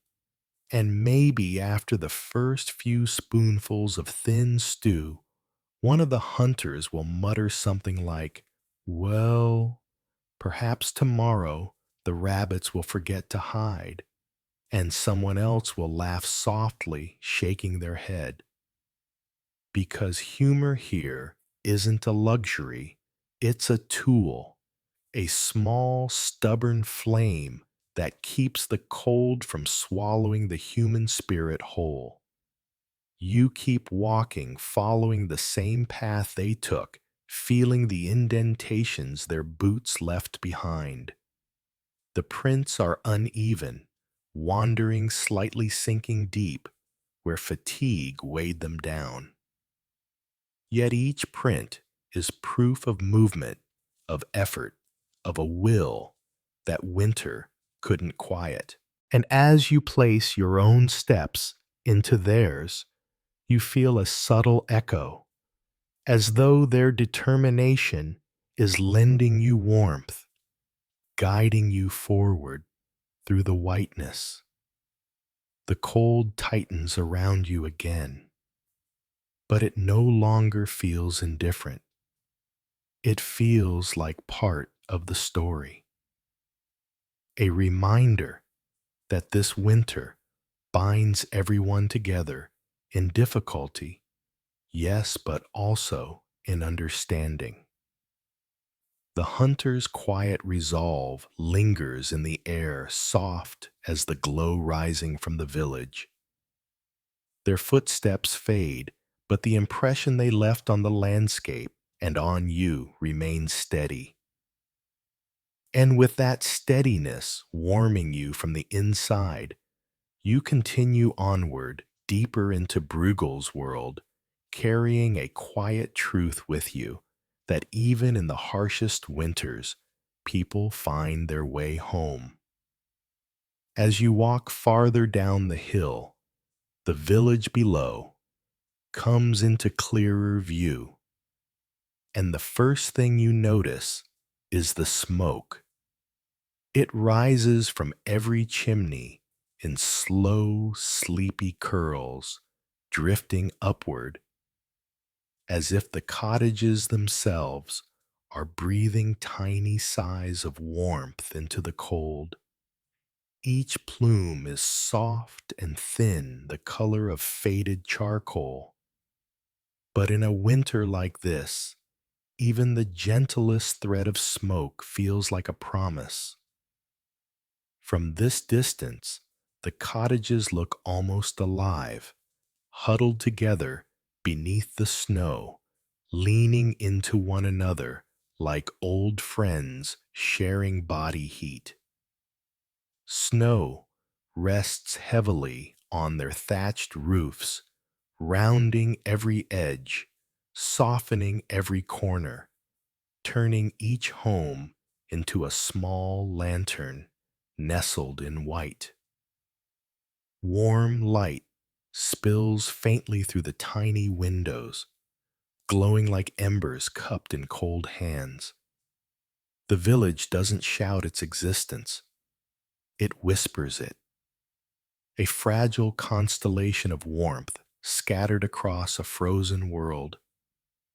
You stop for a moment and simply watch, feeling as though you're observing a snow globe held up against the pale winter sky, the kind that glitters when turned slowly in someone's hands. You take another slow step, letting the vision settle around you, and the scene becomes clearer, more intimate, as though the snow globe has been lifted closer to your eyes. The air seems to hum softly with the rhythm of quiet lives unfolding, each movement gentle, each sound carefully tucked beneath layers of snow. You notice a cottage near the center of the village, its door cracked open just enough for a sliver of golden light to spill onto the snow. The warmth glows like a secret spreading outward in a soft halo that melts the edges of the frost. A shadow moves behind the window. Someone tending a fire, perhaps, or stirring a pot, their silhouette rocking calmly with the motion of ordinary tasks. A little farther along, another house leans slightly to one side as if bowing to its neighbor. Its roof dips under the thick blanket of snow, but it holds steady, sturdy, despite the weight. Icicles cling to the edge of the thatch, forming a row of tiny glass daggers that glitter when a pale beam of sunlight touches them.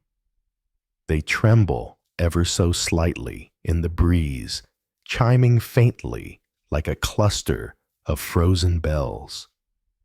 As your eyes wander, you begin to notice the subtle differences between each home, one with a crooked chimney that puffs smoke in uneven bursts, another with a door that has been patched so many times it looks like a quilt made from bits of forgotten wood.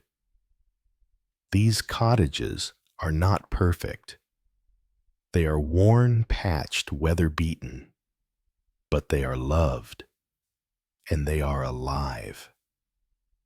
The paths between the houses twist through the snow like soft etchings in white parchment.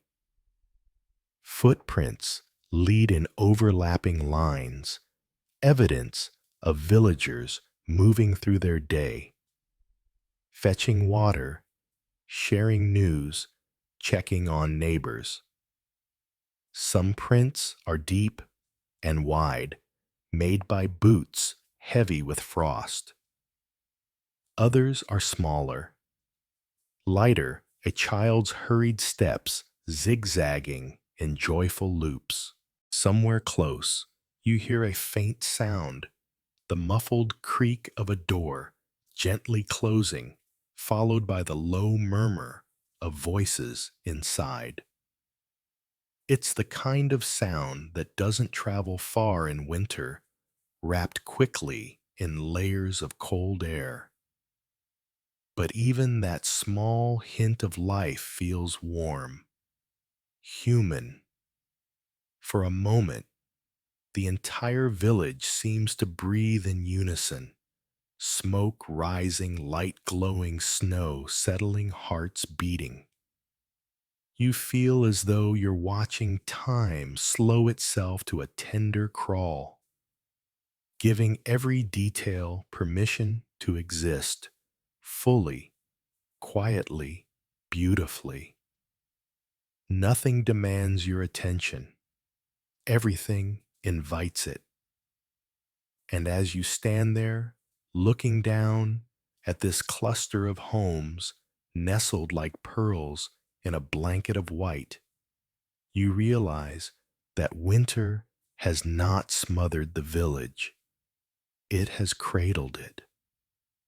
The cold presses close, yes, but so does the warmth, soft, steady, radiating from every chimney, every window, every flickering fire inside those crooked, snow-covered cottages.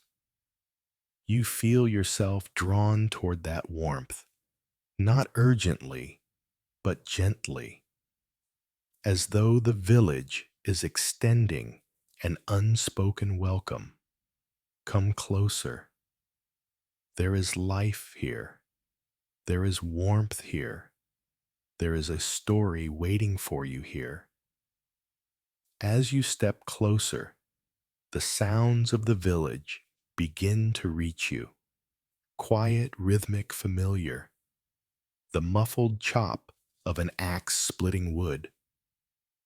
The clatter of a pot lid. The gentle hum of voices wrapped in scarves. A man kneels beside a pile of logs, arranging them with care before stacking them by the door. His breath spins into the air in spirals. Each piece of wood he lifts carries a weight far heavier than the wood itself, because here, fire is not luxury, it is survival. He pauses to warm his hands, rubbing them together briskly before returning to the task. Nearby, a woman stirs a pot over an open flame, her face pink from the heat. The smell of onions and herbs drifts faintly into the air, impossibly comforting against the cold. She leans over, tasting a spoonful, then adds a handful of something root vegetables perhaps, or a scrap saved from yesterday. Her movements are small, but sure, full of that quiet confidence that comes from years of making much from little. Even the children have their tasks. One gathers sticks, another carries a bucket of snow to melt for water, their boots leaving zigzag trails across the ground. They work without complaint, cheeks glowing, eyes bright, taking pride in these small rituals that keep the village alive. Life here is steady, unhurried, purposeful. Each flame tended, each breath warm, each moment necessary. You linger beside the path, letting these sounds and movements wash over you. And suddenly, the village feels less like a place you're visiting and more like a living organism. Each person a heartbeat, each task a steady pulse that keeps warmth flowing through this frozen world. A young boy trudges past you, carrying an armful of straw, the bundle almost as big as he is. He struggles a little boots, sinking into the snow with each determined step, but there's no frustration on his face, only focus, pride even. He stops once to adjust his grip, blows a warm puff of air onto his hands, then continues on, leaving a wobbly trail of footprints behind him like a stitched line across a white blanket. Not far away, an older woman crouches near a trough filled with snow. She breaks the icy crust on top with a wooden ladle. Her motions slow but steady, then scoops snow into a bucket to melt inside. Her back is bent, her breath heavy, but she hums a low, familiar tune. One of those songs that doesn't have a beginning or end, just a rhythm shaped by years of repeating the same tasks. Everywhere you look, quiet rituals unfold without rush. A door opens, and a man steps outside holding a small clay pot, tapping it carefully to loosen the frozen dirt inside. Someone shakes a rug over a railing, dust swirling in faint sparkling clouds. A dog curls beside a doorway, its ears flicking lazily as villagers pass. The sound of a broom sweeps across a doorstep, brushing away the night's snow in smooth, measured strokes. These aren't grand gestures or remarkable events, but here, in the heart of winter, they matter. They are acts of survival, disguised as chores, hope disguised as routine. You watch as a woman hands a steaming bowl of stew to a neighbor who has stopped by her door. He accepts it with both hands, giving a grateful nod before returning the empty ladle.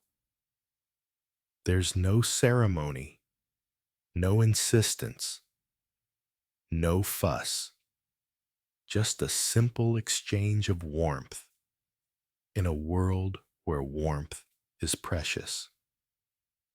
And as the man walks away, the smell of the stew follows him, earthy, humble, more comforting than any feast could ever be in weather like this.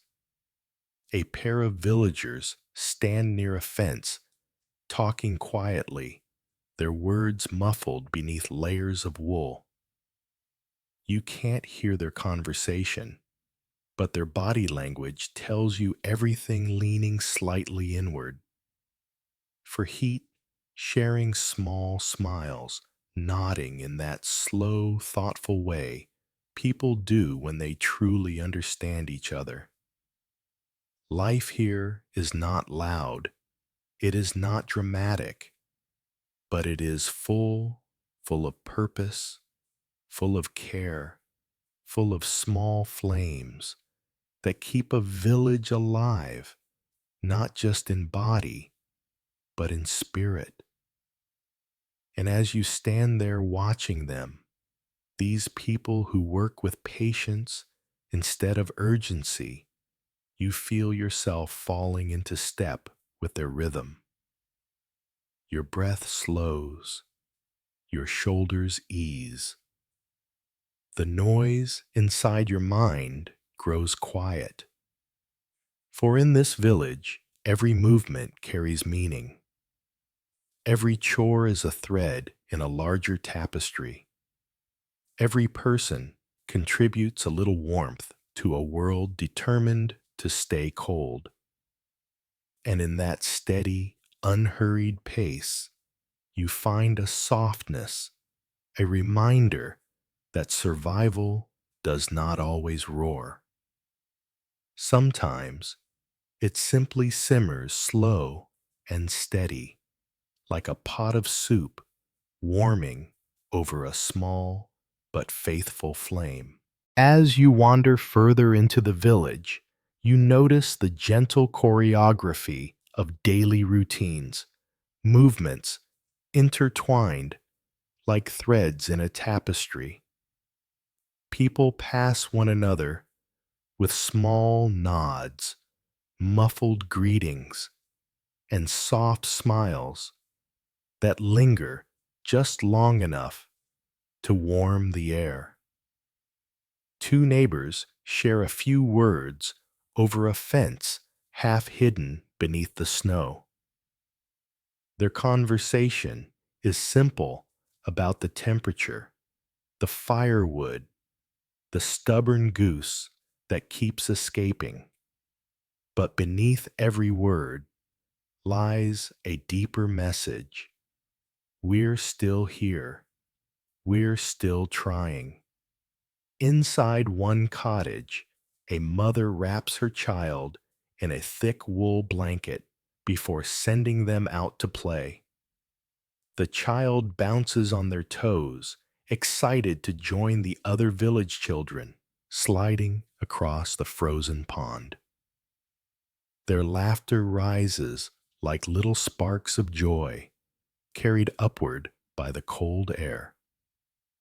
Everywhere you look, small gestures of care unfold: a man clearing snow from an elderly neighbor's steps, a woman sharing a ladle of stew with someone whose pot is nearly empty, a pair of friends repairing a broken sled together while talking quietly.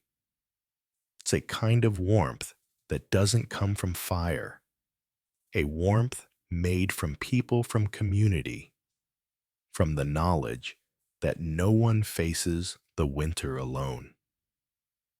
You take a slow breath, letting that truth settle into you, and the village seems to glow a little warmer, not because the temperature has changed, but because the people themselves radiate a gentle human heat that winter cannot smother. It moves between them like an invisible thread, stitching every household, every path, every shared moment into a single, softly beating heart. A group of children rush past you, bundled in layers of wool that make them look like tiny moving snowdrifts. Their mittens flap as they run, their laughter crackling through the air like twigs snapping in a fire. One child trips, falling with a small whump into a snowbank, but before you can even think to help, two others rush over to pull them up, dusting snow from their coat, steadying their wobbling legs, nudging them back into play with the kind of encouragement that feels older than any of them. Not far away, an elderly man steps outside his cottage and taps his walking stick on the icy ground. He looks around with a mixture of caution and pride, surveying the snow that is piled against his door overnight.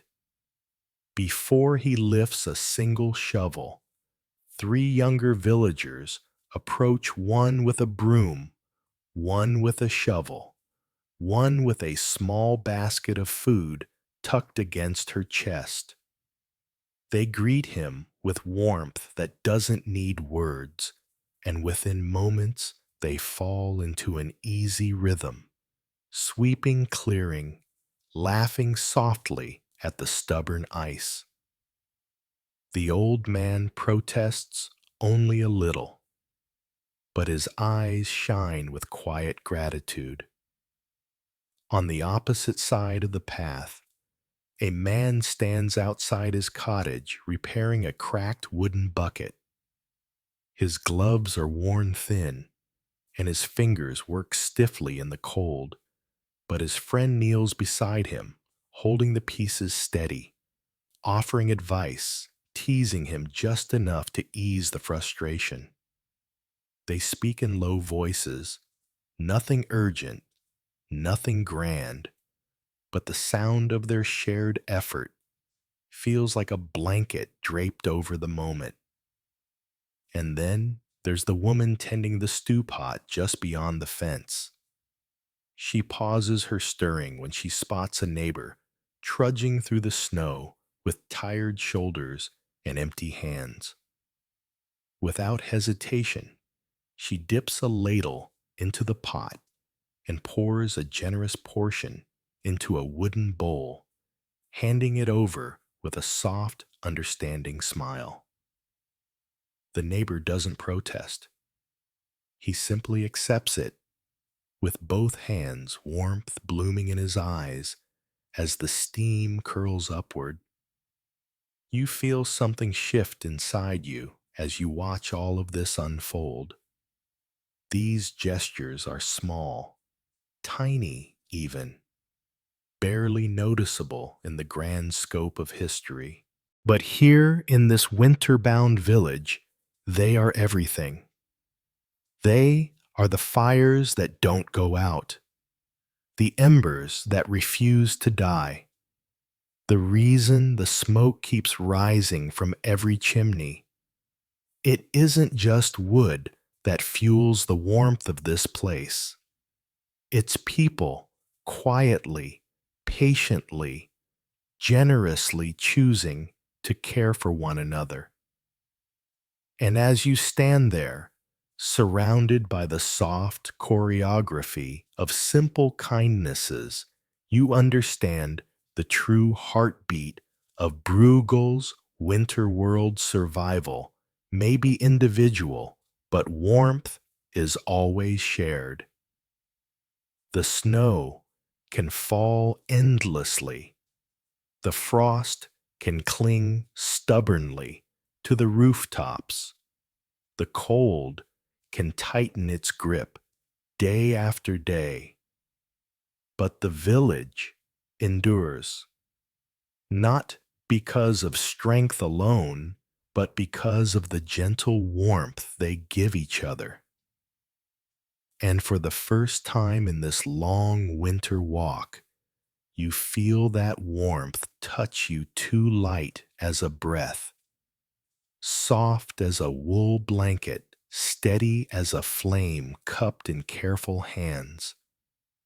You step back to take in the village as a whole, and something inside you softens.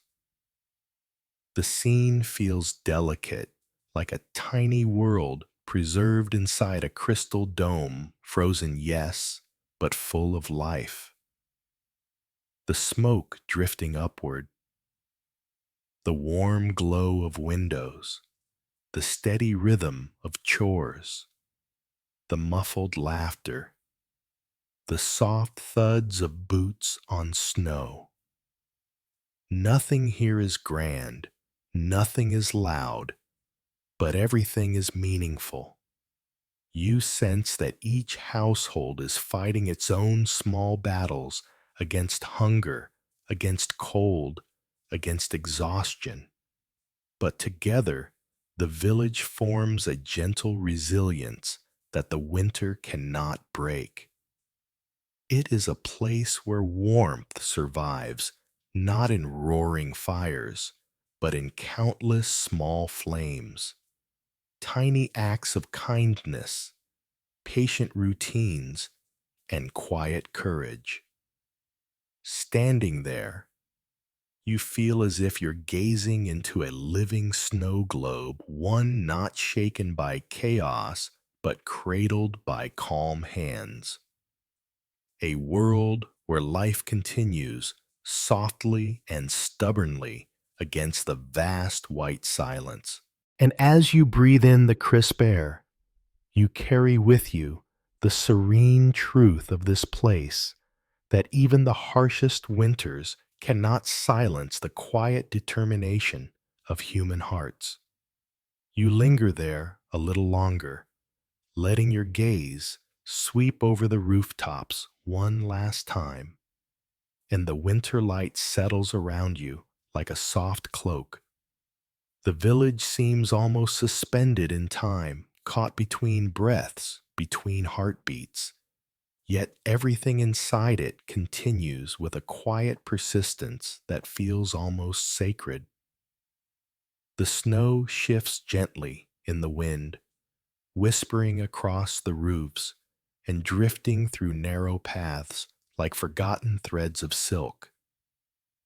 Every so often, you catch the faint echo of a door closing or the distant creak of a wooden sled being pulled across the ice. These sounds weave themselves into the stillness, creating a melody so fragile you're almost afraid to move in case you disturb it. Your eyes trace the patterns of footprints scattered across the ground, some deep and purposeful, others small and hurried. They overlap and diverge, crossing one another like stories shared between neighbors. Each path tells you something of morning routines, of chores completed, of worries carried and set down again, of the daily dance between necessity and hope. And slowly, you begin to see what Bruegel saw: the hidden beauty in repetition, in routine, in survival. The way time slows in winter, the way small things become luminous when the world turns white.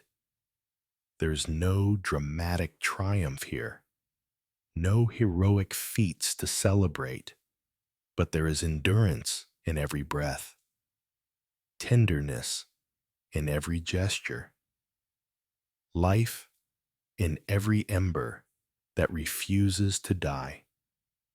You sense the weight each household bears: thin food stores, tired bodies, long nights that stretch endlessly.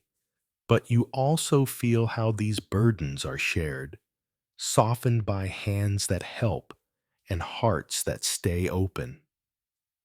Winter might press down on them with unrelenting force, but they rise to meet it with something stronger than cold community.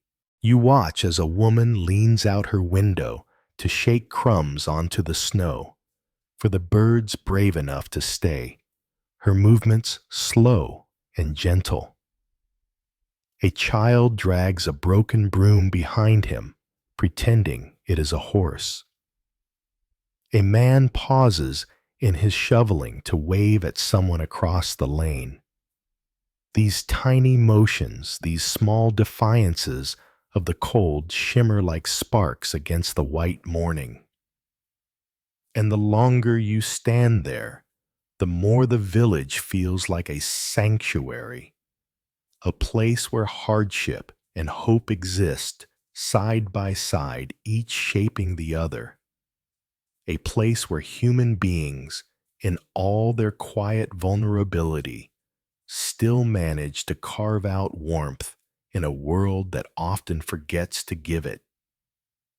You draw in another breath, the air crisp and cold enough to sting your lungs, and yet it feels refreshing, cleansing.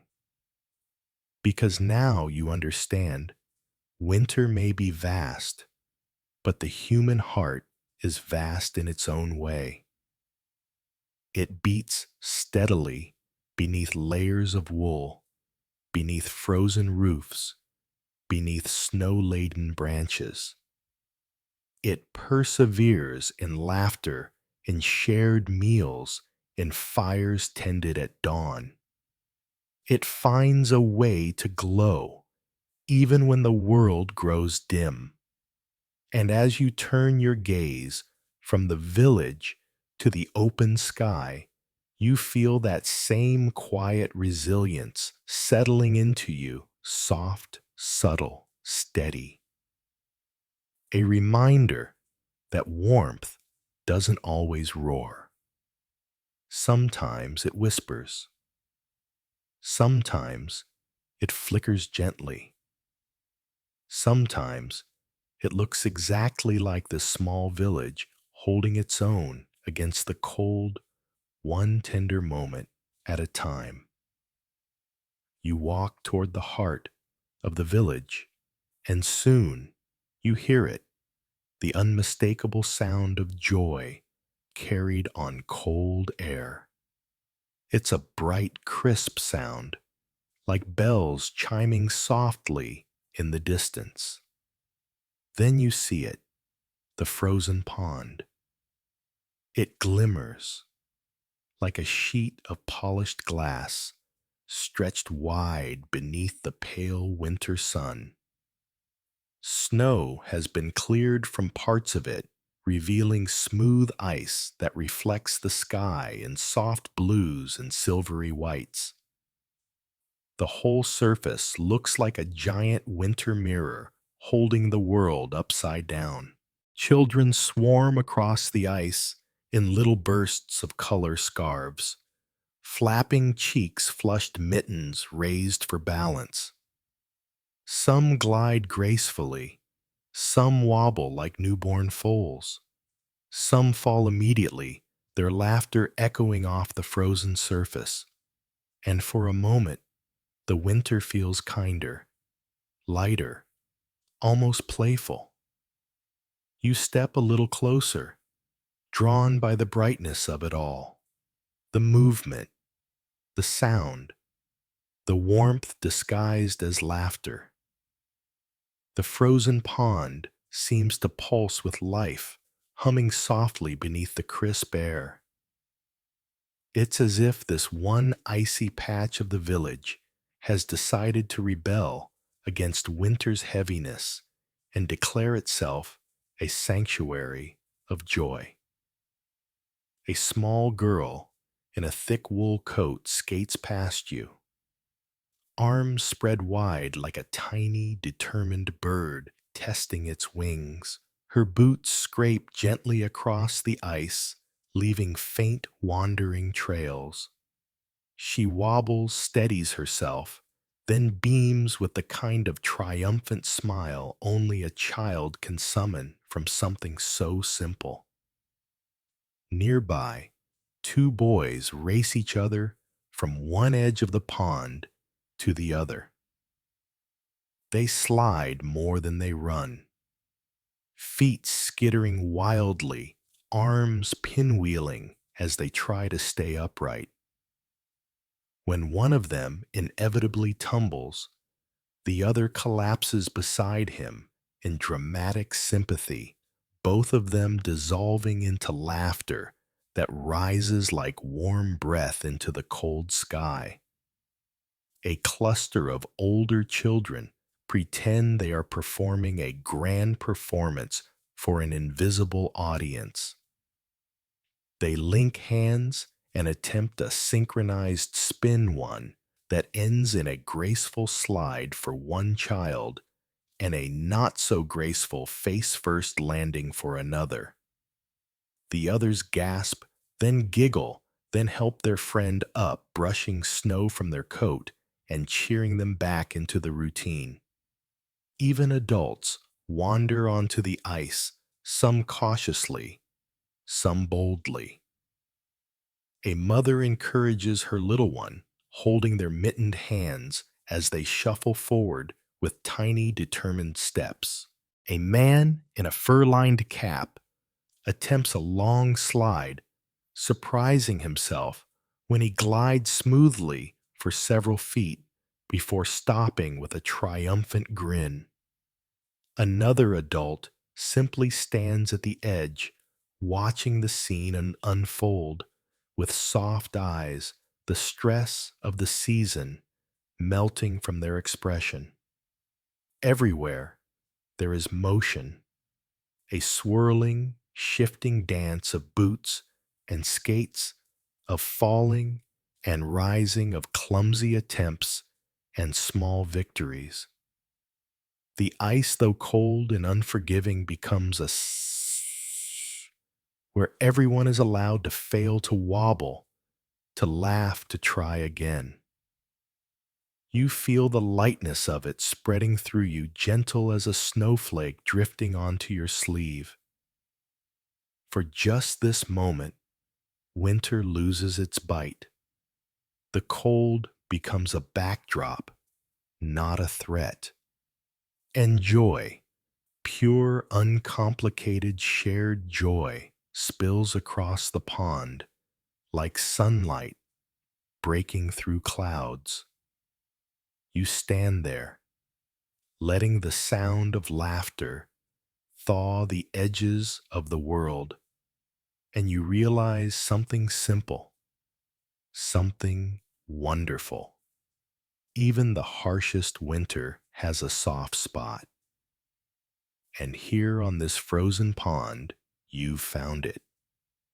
You step closer, and the movement becomes its own kind of dance, messy, chaotic, but full of life. A pair of siblings try to skate hand in hand, only to pull each other down in a soft, giggling heap. A boy in a wool cap darts past you, sliding on his boots instead of skates, arms flailing wildly like a bird trying to take flight. Two friends hold long sticks and pretend they're racing ships, carving tiny wakes across the ice as they push themselves forward. Even the adults join in. A father carefully steadies his daughter, holding her by the elbows as she takes uncertain steps. An older man sweeps snow off a small section of ice so he can practice a wobbly slide, grinning like a child, rediscovering an old joy. Every fall is met with laughter. Every stumble becomes a story. Every successful glide feels like a victory earned through sheer determination and mitten-powered effort. On this frozen pond, winter stops being a challenge. It becomes a playground. You take another careful step onto the bank of the pond, and the world seems to tilt slightly, not because you're losing your balance, but because everything before you feels suspended between play and poetry. The air is filled with movement, but none of it rushed. Each slip, each glide, each burst of laughter becomes a brushstroke on the canvas of this winter afternoon. A girl in a patched blue scarf spins slowly in a circle, arms lifted like she's greeting the sky. Her spin isn't graceful, not quite, but the delight on her face makes it look like the most elegant performance ever attempted. Nearby, her friend tries to mimic her and ends up rotating in a lopsided, half-controlled wobble. They collide gently, then collapse onto the ice in a heap of tangled scarves and breathless giggles.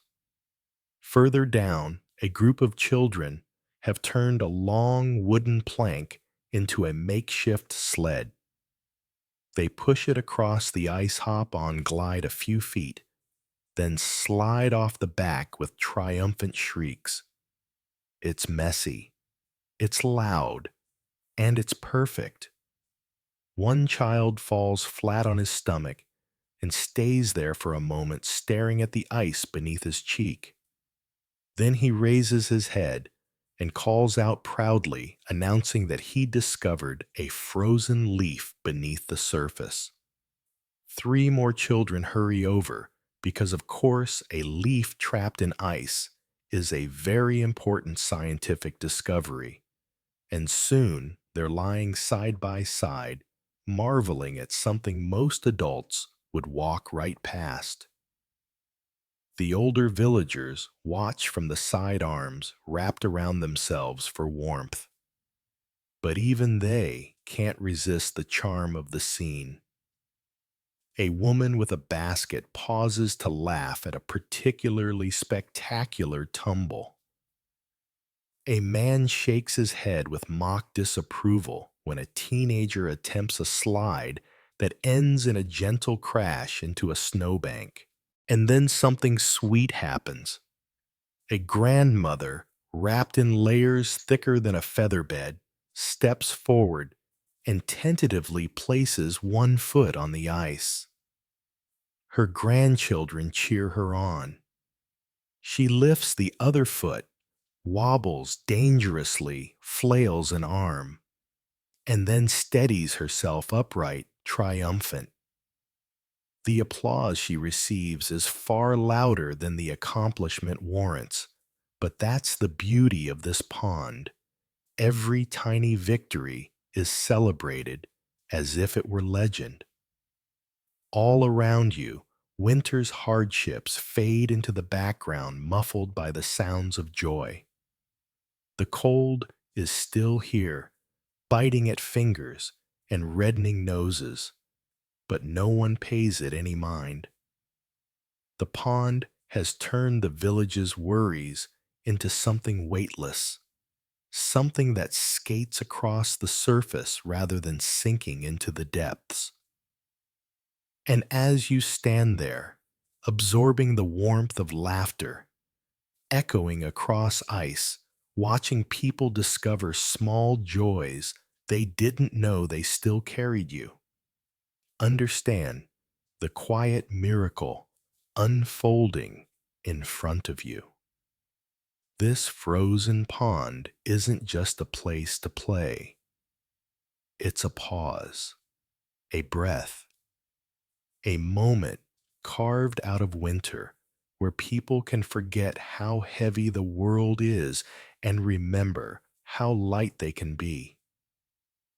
Here, on this shining sheet of ice, winter becomes something different, not an adversary, but a companion. Not a barrier, but a gift. Not a season to endure, but a stage where life for once gets to dance. What strikes you most is how the movement contrasts with the world around it. Everything outside the pond is quiet trees standing stiff in the cold cottages, tucked beneath layers of snow. The distant hills lying frozen under the wide sky. The stillness of the landscape frames the dancing figures on the ice, making their laughter brighter, their joy sharper against the muted world. For a moment, it feels as if time itself has paused to watch. A gust of wind sweeps across the pond, sending a spray of snow into the air like scattered glitter. The children shriek with delight, chasing the flurry as though it were a living creature. Their breath rises in plumes, blending into the soft winter light. Their laughter curls upward into the cold air, warming it in ways no fire could. You feel something loosen in your chest, Something you may not have realized. The cold was holding on to a small, forgotten warmth waking again. You let that warmth expand slowly, gently, like a small flame coaxed back to life after being smothered beneath too many layers of snow. The scene before you feels almost unreal in its simplicity. This tiny pocket of motion and laughter set against an entire world that has gone still. Beyond the pond, nothing stirs. The trees stand like tall, silent witnesses, their branches glazed with frost. The fields lie in smooth, unbroken sheets of white, untouched, except for the faint traces of the hunter's path.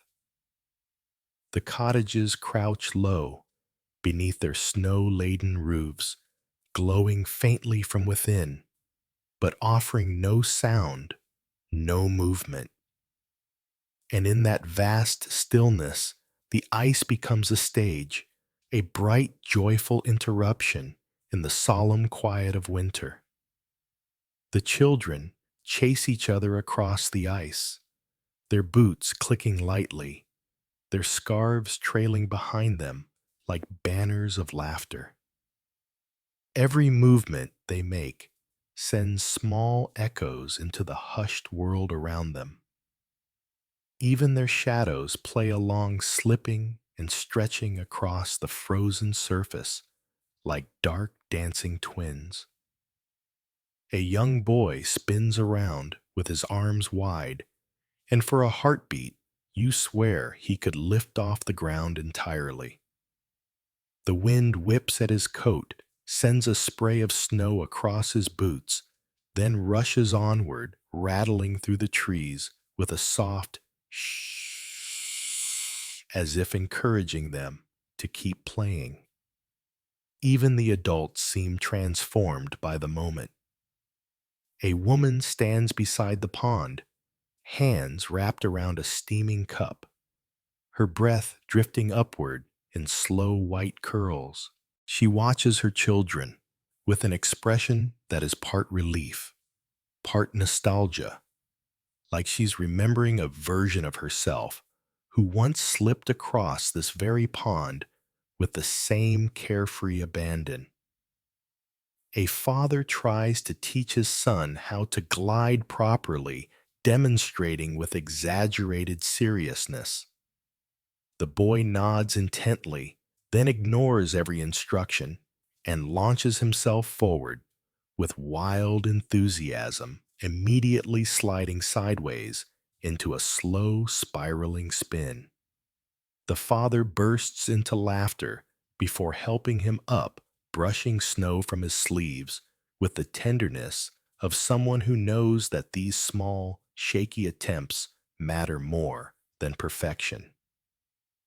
The contrast is almost poetic inside the pond motion joy warmth. Outside the pond, stillness, silence winter's heavy hand. And the contrast makes the joy brighter, sharper, more precious. You feel your own breath fogging softly in front of you.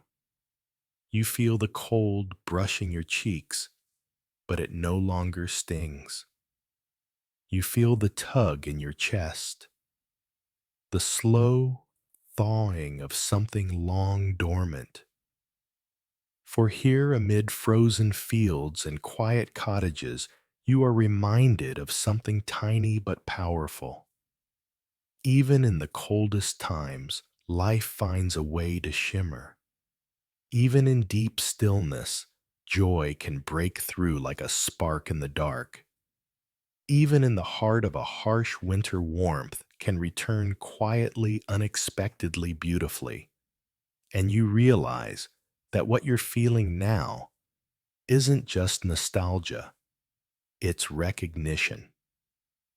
Recognition of the simple truth that joy doesn't need grand reasons or perfect circumstances. Sometimes it only needs a frozen pond, a few falling snowflakes, and people willing to forget, just for a moment, how heavy the world can be. You stand at the pond's edge, watching the tiny joys ripple across the ice, and you understand why this place matters so much. It's not just recreation, it's release. A brief moment where the villagers are not thinking about food stores, frozen fields, or long nights. Here, winter's grip softens. Here, the cold becomes an ally, giving them a smooth surface on which to glide, laugh, breathe. Even the adults who watch from the sidelines wear softened expressions. Their shoulders relax, their eyes warm as they see their children, so small, so full of life, reminding them that joy can survive even in the harshest seasons. You feel the same reminder settle into you that hardship doesn't erase play, that cold doesn't extinguish laughter, that even in a world wrapped in white silence, warmth finds a way to move. And as you walk away from the pond, the echoes of laughter follow you, gentle, lingering, bright, like tiny sparks of hope carried on the winter air. You walk a few steps farther from the pond, letting the sounds fade just enough to blend into the broader hush of the village, and something soft settles into your chest, a quiet realization that feels both ancient and immediate. The laughter, the movement, the small triumphs on the ice. They aren't just moments of distraction. They are acts of defiance, tiny rebellions against the cold. You turn back once more, watching the figures glide and stumble and rise again, and you notice how the entire scene glows with a kind of fragile magic. The ice catches the fading light, turning it into a pale silver that reflects every motion like a living memory. The children's laughter floats upward, drifting into the sky like warm breath that refuses to freeze. For a heartbeat, the whole pond feels suspended in time, a bubble of warmth inside a winter that has claimed everything else. And as you finally step away, the snow crunching softly beneath your boots, you become aware of how deeply the moment has warmed you. Not your fingers, not your toes. Those stay stubbornly cold, but something deeper, something quieter, a warmth that lingers like an ember, tucked safely into the folds of your coat. The path curves gently back toward the village, and with each step, the laughter fades into a pleasant echo, like the last notes of a song you don't want to end. But its warmth stays with you, glowing faintly, like the memory of a hand held or a fire shared. Around you, the world returns to stillness. The trees whisper again. The cottages breathe out soft smoke. The snow falls with its usual thoughtful silence. But something has changed. The winter no longer feels heavy. It feels honest. It no longer feels lonely. It feels lived in. You start to see how the villagers endure, not just through necessity, but through moments like the one you just witnessed, moments where joy slips through cracks in the ice and brightens everything it touches. You continue walking, and the cold brushes gently against your face, almost fondly now, as if the winter itself recognizes the shift within you.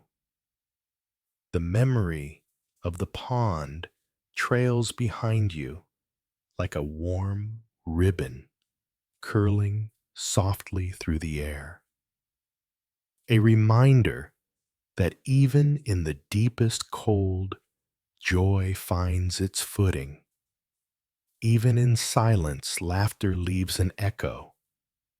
Even in a world covered in white, there is color, movement, life.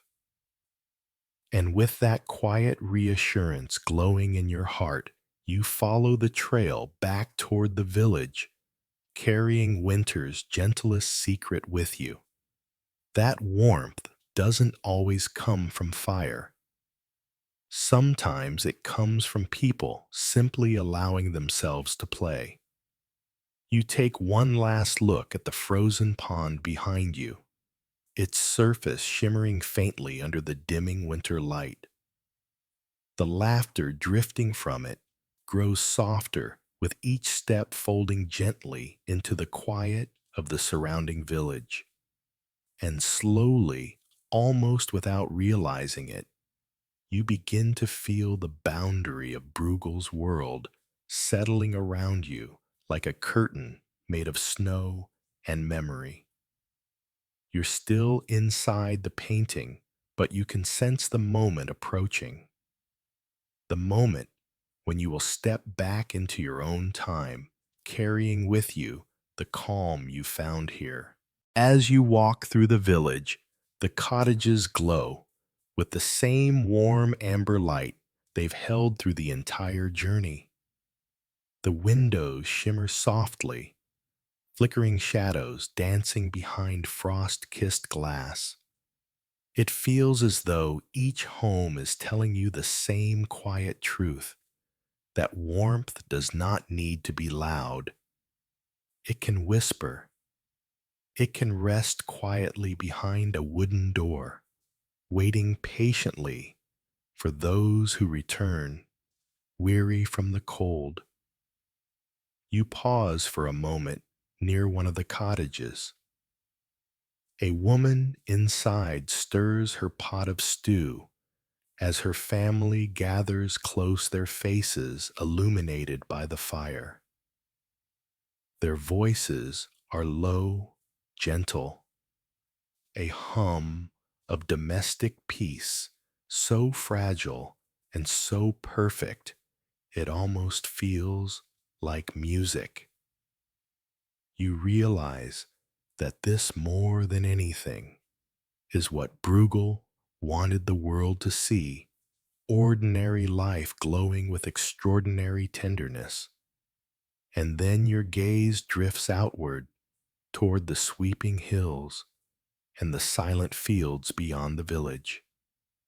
They lie still beneath the weight of winter, but they no longer feel empty. You see footsteps now of hunters returning home, of children racing to the frozen pond, of neighbors checking on one another. Every print in the snow tells a small story of survival, patience, and quiet courage.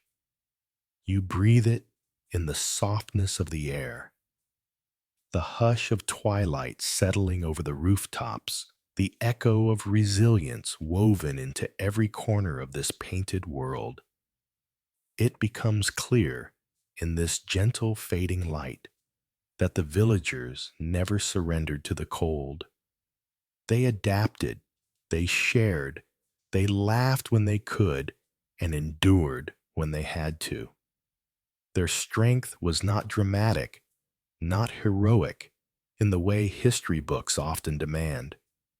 It was a tenderness that held steady, even as the world around them froze. You take another step, and the snow crunches beneath your boots, the same rhythm that has accompanied you since you first entered this landscape.